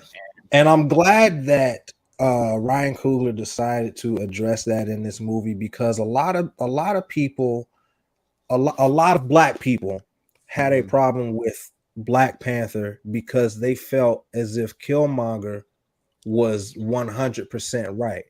And he was right to an extent. Yeah. And what this movie addresses is the endless cycle of vengeance and war. Yeah. The Gandhi said, the price, the thing about an eye for an eye is that everybody ends up blind. Truer words have never been said. You can't just go out and just get revenge on everybody that has done you wrong, because at the end of the day, somebody does you wrong, so you do them wrong, and then whoever's connected to them is going to come back and get their revenge on you, and the cycle continues. And like I said, I understand why so many Black people align with Killmonger and his values, but his logic is flawed. And I'm so happy that this movie addresses that directly. Yeah. And you can't just go out and just get revenge all the time, because it's just going to be an endless cycle. So let's talk about this third act. First of all, I like that it was a raw and hard hitting third act. Fight wise, I can't. Remind me a lot of No Way Home. The fights in that movie were very hard hitting. Yeah. I liked how they made it that Shuri took some damage. Namor was like, "All right, bro, you want to be a Black Panther? All right, bro, I'm gonna fold you real quick." My man's threw her on the ground, boom, boom, boom, boom. I was like, "Damn, bro, like Namor not playing." And she clipped his wings. When that happened, I was like, "Oh." That felt like it hurt. That felt like it hurt. Goodness. And I loved how he looks at his feet, and that was nobody's gonna pick up on it. I don't know, maybe that was the one moment that he felt fear. Yeah, he felt weak. The whole movie, he was essentially indestructible, and it's not because he has plot armor. It's just because he's a badass. Oh, we didn't talk about this. They say the word mutant in this movie. Yes, they do. Yo, I don't know why we said totally. Said, I'm a mutant. Like, how did we not talk about this? Yeah, he addresses the word. He is the MCU's first mutant, which he's not. Kamala Khan. Oh yeah, Kamala Khan. They do say. Oh yeah, mutant. you're right. I forgot about Kamala Khan. But yeah, but in the comics, he was considered the first mutant Yeah. at the time. Which So yeah, that's probably I was happy because that they they finished this. actually addressed that, because he was saying, like, nobody else has, pointed ears and wings on their feet but me, and can breathe on both land and water. He's the only one. So I'm glad that they addressed that. Yeah, that's dope. I know a lot of people were like, "That's weird that he's a mutant," and it's like, it's fine, It's not. The same How is that weird? To me, it's like no. To me, it helps because now we're addressing the one thing we've been waiting them to address. Where the fuck is mutants gonna come into play? It was And now the we're same thing finally with getting Kamala into too. that. It's like, yeah, she's not an Inhuman, but they're never gonna do Inhumans ever again in the MCU. Right. So just make her a mutant. It's the same shit. It's just a different name. It's the same shit, bro. And now they can say it now because they have the rights to it. You're weird, and you have a weird ability. That's why they haven't said it, because when Wanda and Petro was becoming, they had to say miracles because they couldn't say mutants. So now they can say they have been saying enhanced individuals, enhanced individuals, which is a mouthful, right? So yeah, I mean, I think that's cool, but that's fine. Getting into this third act, like I said, we get to where the ship is about to blow up, and like, okay, let's hurry up and get to land. Ship blows up. They get to land, and it's more of a hand-to-hand fight. He like, I love, like, he stabs her, and he's like, I need water. He tries to go for water. She takes the spear. I was like, no, nigga, you ain't getting no water. Like I said, then we get the scene, basically what I said. She gets the flashbacks and all that stuff, and basically is like, no, you're gonna yield. I'm not gonna kill you because I love that, and me and John probably had the same thought as me, which I like that they essentially turned this into a unofficial Black Panther challenge. Yeah, battle. Yeah, And when she said yield, I was like, this was the first moment in the third act where I was like, oh, that I like that. That's really good. I like that, and that's my favorite aspect of the third act, is that they made her earn Black Panther, which I said from day one. So all these fucking idiots that wanted to release, use this video of Stan Lee saying, oh, well, not to mock Stan Lee, rest in peace, obviously. I understand what he's saying, but it's more of me being upset at these idiots using this as an excuse rather than what he says. What he says makes sense. Essentially, he says, oh, it doesn't matter who you want to win in a fight between so-and-so and so-and-so. The person writing it will make them win. It's like, yes, okay. But you need to have them earn that victory. Mm-hmm. That's what these idiots were not understanding. Most of these idiots were like, oh, well, if she's Black Panther, then it's fine. It's whatever. You're not going to lose sleep over it. It's like, you're right. I'm not going to lose sleep over it because we all knew that was going to happen. But if they had just fucking given her the herb, given her the suit, and had her fucking kicking ass without her going through any of the things that happened in this movie, I would have sat there and been like, well, that was just a Band-Aid. And that's the one thing why I do really like this movie, is that she didn't immediately get the herb. Well, clearly there was no herb because it was all burnt up. But like, she didn't immediately take it in the beginning of the movie. Like, no, she had to go through all this stuff without even having the powers of the Black Panther, or even the suit. She had to be a regular person who knew what she knew and go through all this stuff, to be this person at the end of this movie. And like I said, that's when we come to the end of Greed, where she finally accepts that I have to be this. I have to do this. I have to accept that you exist and that we live on these opposite, playing fields, and I think, like you said, I think Namor is playing this up to his, tactics, where we get he knows exactly what he's doing. He's like, okay, yeah, I told them, I yielded, but I'm using this to my advantage, because at the end of the day, they still gonna need us. Like, they gonna know we're a power under here, and they're gonna need us to fight, the other forces of the world.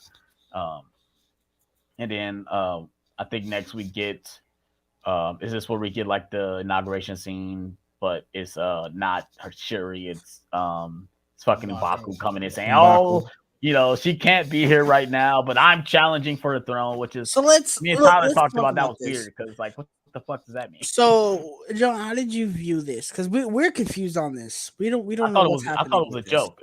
This is a joke. Like, I thought it was a joke, but it's like, well, with the end of the movie, it's like, so what's actually gonna happen? I don't think it's a joke. I think that M'Baku is is next time we see M'Baku, he's going to be the king of Wakanda. Okay. I am okay with it because Shuri is not in a place to be queen. Yeah, she can't. She cannot rule. Specifically for this reason, she is so against tradition. Yeah, and is so very much they keep progressive. saying that too. Yeah, that she is not going. Yeah, yeah, she is going to clash constantly with the elders. Yeah, for so sure. At this point in time, she cannot be queen. That's not to say that she can't become queen later, but at this point in time, she cannot be queen. So I'm very happy with the decision for her to relinquish the throne to someone who is worthy enough to do it, that can who is worthy to lead. Yeah, I'm okay with that, and also I'm okay with M'Baku being king because one, as am I. M'Baku's great, and two, they evolved his character from being the silly, stupid character to giving him scenes where he's real. Like I love the scene where they give the queen her funeral, and he's not talking in his jokey manner. He's talking to her like seriously. I remember when he was, I was like, wow. And not even at the scene before, he's the one holding her back. Yeah. When she sees her, he's holding her back as she's crying of her mother dying. M'Baku is the unsung hero of this movie because his conversations with Shuri is what keep her going. Yeah, for sure. Yep. So yeah, now like I said, we get that scene. Now we get the next scene where I was confused too because she ended up going to Nakia because Nakia tells her earlier in the movie that if you want to come live with me, you can come live with me. So she eventually does that, and she about to do her the little ritual that her mom taught her, and she's gonna burn the stuff so she can finally let go. And God, then I love the end of this movie, bro. Get the scene in the trailer, which I love the shot. We get her just looking off into the distance, and that moment is acceptance. Yes, that's the moment of acceptance. Yep, yeah, for sure. Yep. Oh my God, and I'm glad that they waited till the end of the movie for that. I'm glad that they didn't just make it where this scene happens and then she's like, "All right, let's go put the suit on and let's go kick ass." I like that. It didn't do the superhero thing. Yeah, my theater was dead silent. I'm talking about the credits and the song was playing. While all the credits, you see the fire burning on the cloth or whatever. It was dead silent.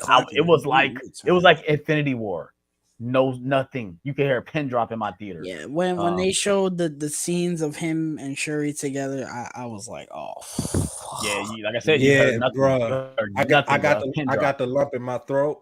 Yeah, but that's not what made me cry. But we about to get into that. We get into it. Let's just go ahead and get into it, man.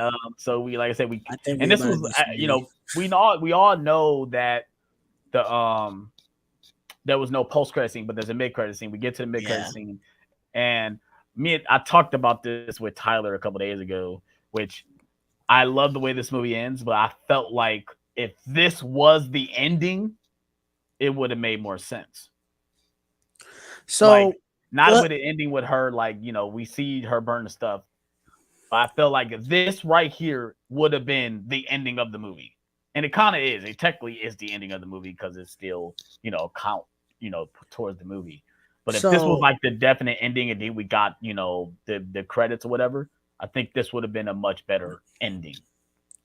So I knew what the scene was going in. Go fucking figure. But I'm proud of myself. This is the most blind I've gone into an MCU movie since Eternals. One day you're gonna learn. You don't need to know every damn thing. I didn't, but I didn't though. I knew this scene and I wasn't mad because I was like, okay, it doesn't really. But imagine how you would have felt not knowing that. I would have felt the same way, to be honest. No, I don't think so. Listen, this is where our generations differ. You are from the generation of instant information. Yeah, you got to know everything. I like mystery. I like not knowing. I like being surprised with. Let's say the scene sucked. I want to be surprised with disappointment. I don't want to know that it's going to be sucky before I get there. That's the whole fun of it. So yeah, we get the scene where Shuri is sitting on the beach and Nakia walks up with this little boy, And right when I saw it, I said, "Oh shit, they had a kid." That's the first thing I said. Is like, "Holy shit, they had a kid together." And when she says like, "This is your aunt," I'm like, "Holy shit, they had a kid," and she didn't know. Like Shuri, well, Shuri was dusted too, though. So okay, that makes sense. But it's like, bro, when she came back, what the fuck, bro? Like, goodness. And even the mom Nakia didn't go. Nakia didn't go to Wakanda. Yeah, but the mom met him too. Come on, son. That's what she had to tell Shuri, because she says, "I have to tell you something about your brother." That's what she had to tell her. Ah, okay. Yeah. Oh, you talking about before they got interrupted at the campfire. When Namor, when Namor showed up. I thought they were gonna reveal a relationship between Namor and them somehow. Oh no, that's what I was waiting for. I thought they were gonna talk about how you actually got the disease. That's what I thought, that's what I thought they were gonna talk about. But when they revealed that was T'Challa's son and his name is T'Challa, it's like, oh, that's how they're going to right there. That's how they're going to bring back T'Challa. He said his Wakanda name was broke. I was done, bro. It happened twice. It happened my first viewing and my second viewing. I looked at my wife. I'm like, this is gonna be. I'm gonna cry at this part every time I see this movie. I know I am. And you know why? You know why it touched you too? Why it touched you? Because you're a father. Because I'm a dad. You're a father. You're a dad, bro. Yep. And I can see it. I see it like, because you're a dad. It messed me up. It messed me up. When my wife asked me what I thought about the movie the first time, we were walking out and I was like, I need a minute. Because I knew it because I was overwhelmed. I was so overwhelmed. Star rating. Tyler was like, oh, he saw it, but he didn't post. He saw Stephanie post a star review, and he didn't. I'm like, oh shit. Either he did not like it or he fucking loved it. No. I knew he liked it. I knew he liked it. Like, he need a moment to really grasp what he wanted to give. Yeah, that's exactly why I was like, I don't want to walk out of here and just give it a 5 out of 5 because I shed some tears. I was like, I have to sleep on this. And then after I slept on, I was like, I got to see it again. I have to see it again to make sure I feel what I'm feeling. Yeah. And after the second time, I was like, okay. I was driving home and I was thinking about what I was going to write in my review. And as I was writing my review, I was going back and forth between 4.5 and 5. But I settled on 5 because, like I said in the beginning, this movie had very specific objectives. And it did a home run on every one of them. I had to give it a 5 out of 5. For sure. To me, it passes more on the first 2 goals than, the second and third goals more than the first to me. I don't view this movie as immensely better than the first Black Panther. Yeah. And I like it. I like it a tad bit more. I gave this movie critically an 8.5. Enjoyment, it's a 4.5. So critically it's an 8.5. The first Black Panther is an 8, so it's half a point better. Mainly it's because of the CGI, but I really like both of these movies a lot. Which to me, they both stand alone. I like both of them a lot. This post credit scene was strange to me. It was strange because I know that a lot of people are hasty on them recasting him, and this was them. See, to me, it's not recasting now. Yeah, I know. It's a totally different thing now. I know, but it's because you can bring them back now in a different way. I know. Like what we could put the comment up now because it was earlier in the show, but he said, "Oh, you can now do the storyline. If you're ever gonna bring back Storm, now you can do it now." That's the first thing I thought about too. I was like, "Yeah, they can do Storm. Yeah, they can do it now." Kevin made me laugh because he was like, "Bro, he's about to be Black Panther. We're not getting that till like phase 10, bro. Man's like 4 years old, bro."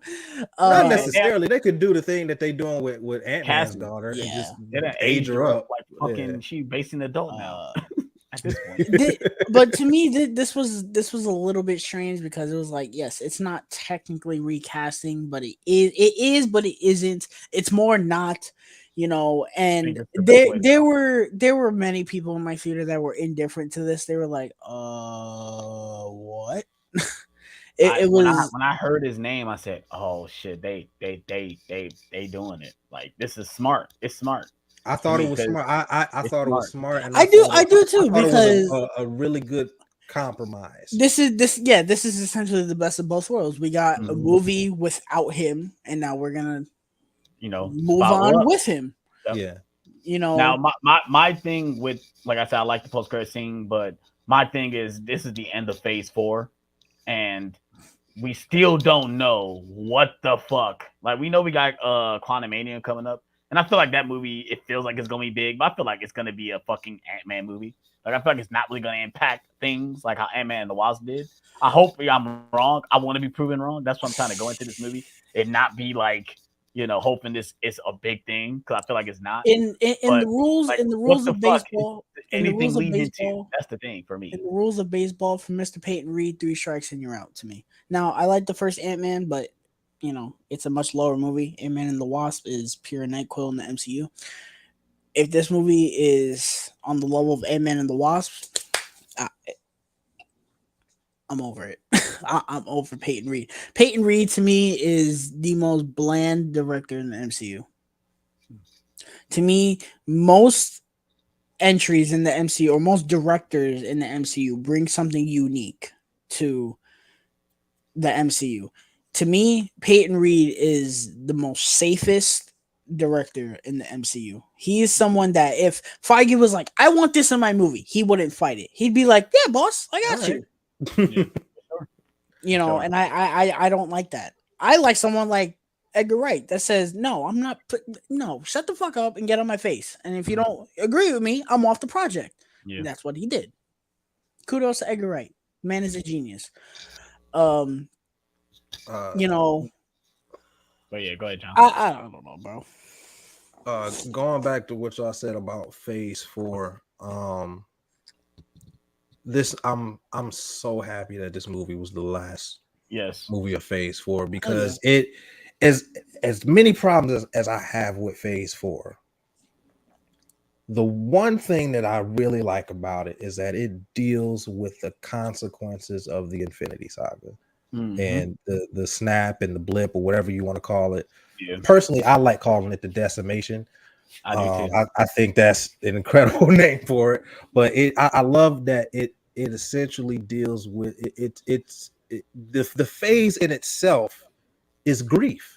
Yeah. And this movie ties all of that up and allows us to acknowledge what came before, while moving forward into the next phase, the next saga. And it was incredibly intelligent on Kevin Feige's part to make this the last movie of Phase 4. This phase felt like this is the whole epilogue of the Infinity Saga. Like, we're dealing with the events, and now the next phase will be the next saga. Like, this will leading into the next saga that we're doing. I certainly hope so, bro. So yeah. And when I like I said, I had a problem with it feeling like it was the epilogue DLC or whatever. But this movie, the way it like ties it up and thematically plays into the rest of the phases, I've accepted it now. I'm okay with it.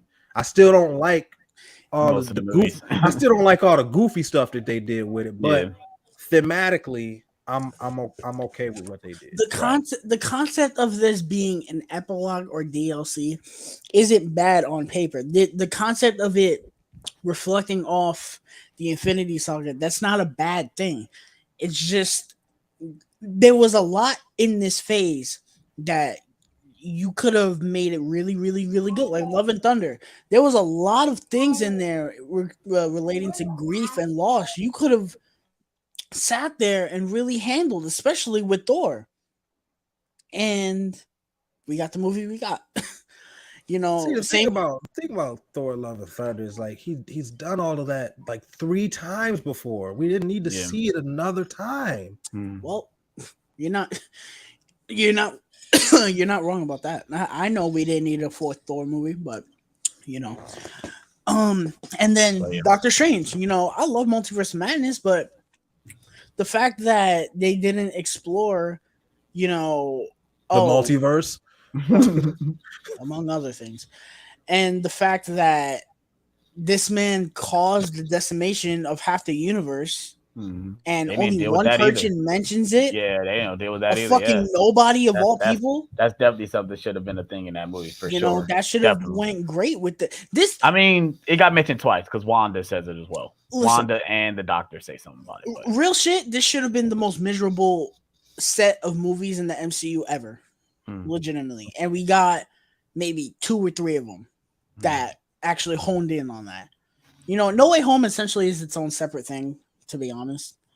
Because that's more of a sequel to Far From Home rather than you know, which is fine. You know, that's kind of how I view Wakanda Forever and Black Panther.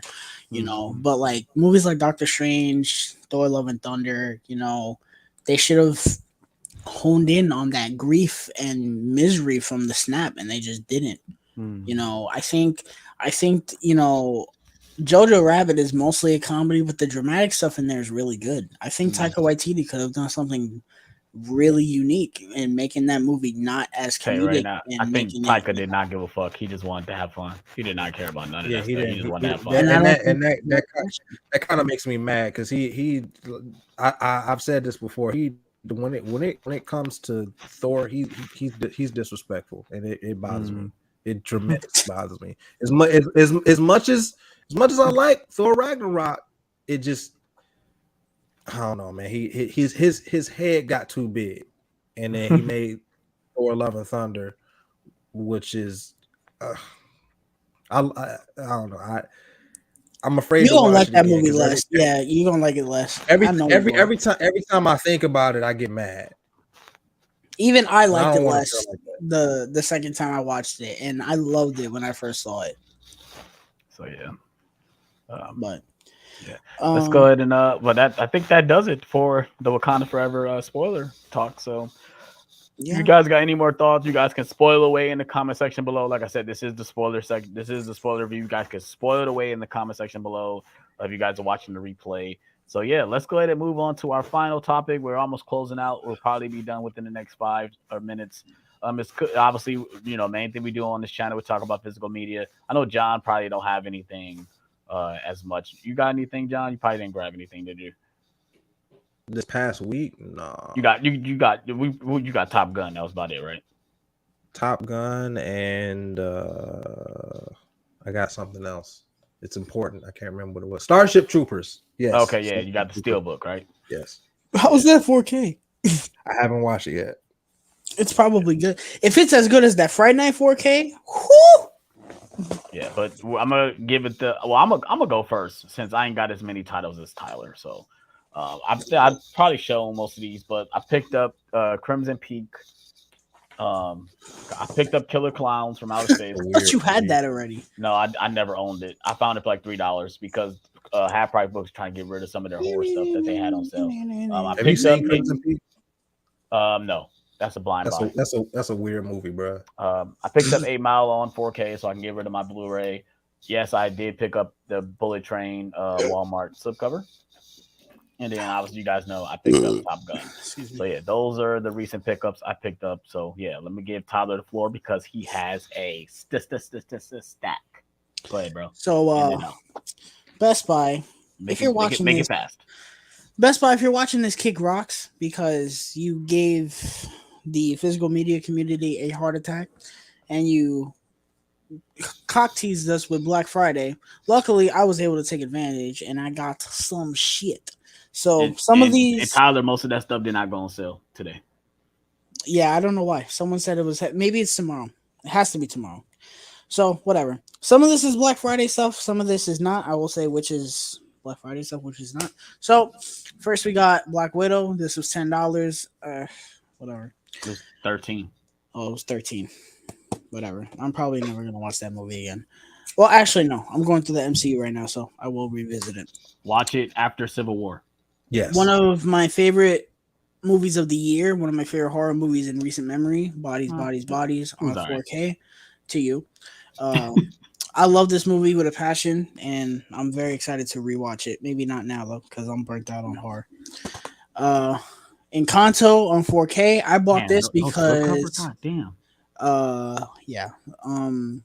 I bought this because Moana looks absolutely incredible on 4K. I bought this thinking this would look incredible on 4K, and it does not. The Disney Plus stream is astronomically better. So Wow, that's that disappointing. sucks. I got this Friday at Book Off. This was $10. So you did Pacific pick up Pacific Rim. Rim Uprising. I told you I did. Pacific Rim Uprising. Yes, I do like this movie.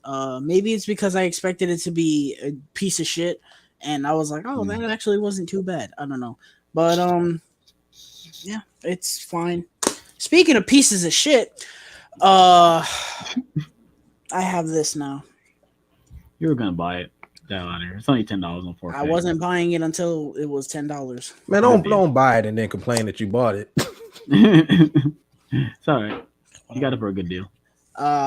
Shang-Chi and the Legend of the Ten Rings. This was the last movie I needed to complete the MCU. Now I have them all on physical media, which I'm very, very, very happy about. Time to get and I've had the urge to watch this too. I don't know why. I feel like Shang-Chi has kind of been forgotten, low-key. We got a lot of Spider-Man stuff. So we got the Raimi trilogy of Spider-Man, and we got the TASM, what was supposed to be a trilogy, duology of Spider-Man, 4K. Then we got Spider-Man Homecoming on 4K. This was an upgrade. And then we got Spider-Man Into the Spider-Verse on 4K. A lot of Spider-Man. And now I officially own all the Spider-Man movies on physical and on 4K. Very happy about that. TASM 2. Oh man, TASM 2 is I was gonna say it.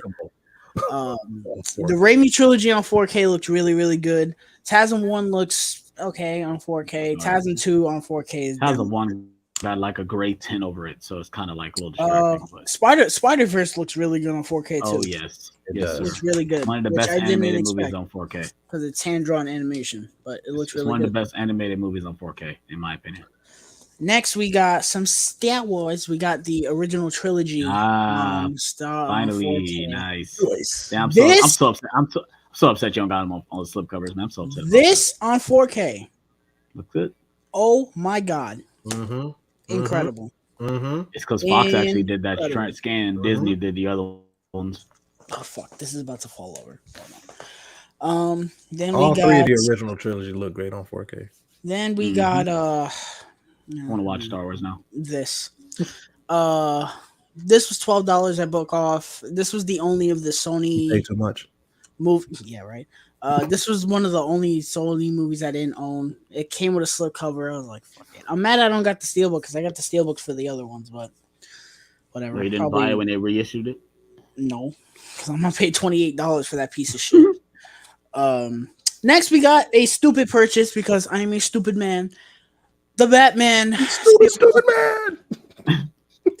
Again, I'm a sucker. I said I wasn't gonna buy this, and I saw it in the store, and I was like, I got a lot of copies in the store, though, man. Goodness gracious. Because people don't want to buy it again. Like goodness, they overload that steelbook. Batman steelbook. The steelbook is awesome. This movie. I think I might get it, but I'm waiting for that price to go down. Yeah, I want it too. And the last of my pickups is one of the best movie of the year by Country Mile. Top Gun Maverick, baby. Top Gun Maverick. One of the best movies in recent memory. One of the best 4Ks in recent memory. It actually bumped out for me for the Batman. It is incredible. Top Gun is incredible. Watch it if you have not. And if you did not see it in the theater, shame on you. Thank you for saving my life. Yeah, so that does it for the Blu-ray collection update portion of the stream. Now we're about to end it out. We're about to end it with the outros.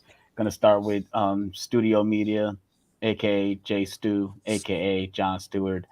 Go ahead and let everybody know where they can find you at, buddy. Yo, you guys know where you can find me. Studio Media on YouTube as well as Instagram at studio_media. Check out my first short film, Recovery, on my YouTube channel. I'm currently writing my next one, which will hopefully be out top of 2023. I got a lot of stuff planned for next year. So be on the lookout for that. A lot of things coming to the channel. Working on. Let me know when you come to Cleveland, bro. Just shoot. Working on a new podcast. So yeah, be on the lookout for that. All right. Tyler, fuck. Why you sorting out your shit? You could have waited out the stream for that. I was trying to get the steelbook inside really quick. Y'all know where to find me. Instagram, YouTube. Even though I'm barely on there anymore. I just kind of lost interest in doing reviews, to be honest. Maybe that spark will reignite soon. But Instagram this week is gonna be fun. You guys voted. I gave you guys 3 options: MCU, Star Wars, DCEU, because the rest of this year is pretty much dead. We only got 1 major new release coming out. Well, 2, Knives Out. So other than that, nothing. So I figured I'd fill out the year with big franchises, and you guys voted on the MCU, which honestly was the one I was looking forward to the least. I wanted to do Star Wars personally, but it's whatever. You guys voted. You guys want it. So this week we'll be starting off the MCU. Tomorrow you will get a review for Iron Man. Wednesday I will review Christmas Story leading up to Friday, which is a Christmas Story, whatever the fuck that shit is called. I'm not looking forward to that at all, but I will be reviewing it. It's a new release. And then on Saturday you will get a review for the Incredible Hulk. So we got some MCU mixing in with some holidays and then ending back with the MCU. So yeah, Instagram mostly. All right. If you guys are here, still got 5 people in the chat. If you guys are here, thank you guys for being here this long. I really appreciate you guys. If you guys are new to the channel, please hit that like button. Please subscribe for more live streams, more reviews, more trailer reaction, more physical media, more watch-alongs, all that type of stuff will be coming in the near future. I will guys giving you guys an update on what Christmas watch-alongs I will be doing at the end of this year. I'll probably be sticking to like probably 2 or 3. Probably won't do as much as I did a couple years ago, but I got the 2 I want to do is Home Alone 2 and Santa Claus 2. Those probably the 2 I do want to do, and Jingle All the Way. So those probably be the 3 I will be doing, and that probably be it. So be on the lookout for that. More Blu-ray hunt videos. I don't know, probably be slowing down because it is getting cold outside and the snow is coming. And I'm telling you guys, I do not want to drive in the snow. So you guys probably won't be getting that many Blu-ray hunt videos, unfortunately. But there's not that much really coming out at the end of this month. I can tell you that right now. I looked at the slate and it's looking pretty dead, at least for me. So I know it's Black Friday, but it's looking pretty dead because I'm not really getting anything either. There's probably like 3 titles I want to get for Black Friday, and that's it. Me too. Yeah, so, if I don't get none for Black Friday, I'm chilling. I got all my shit. Also, AJ is coming to Cleveland like next week, so we'll probably be doing a collab video going out Blu-ray hunt too. So be on the lookout for that too. So if you guys are excited for that, hit that like button. Please subscribe for more. And we are out on this one, you guys. Peace out.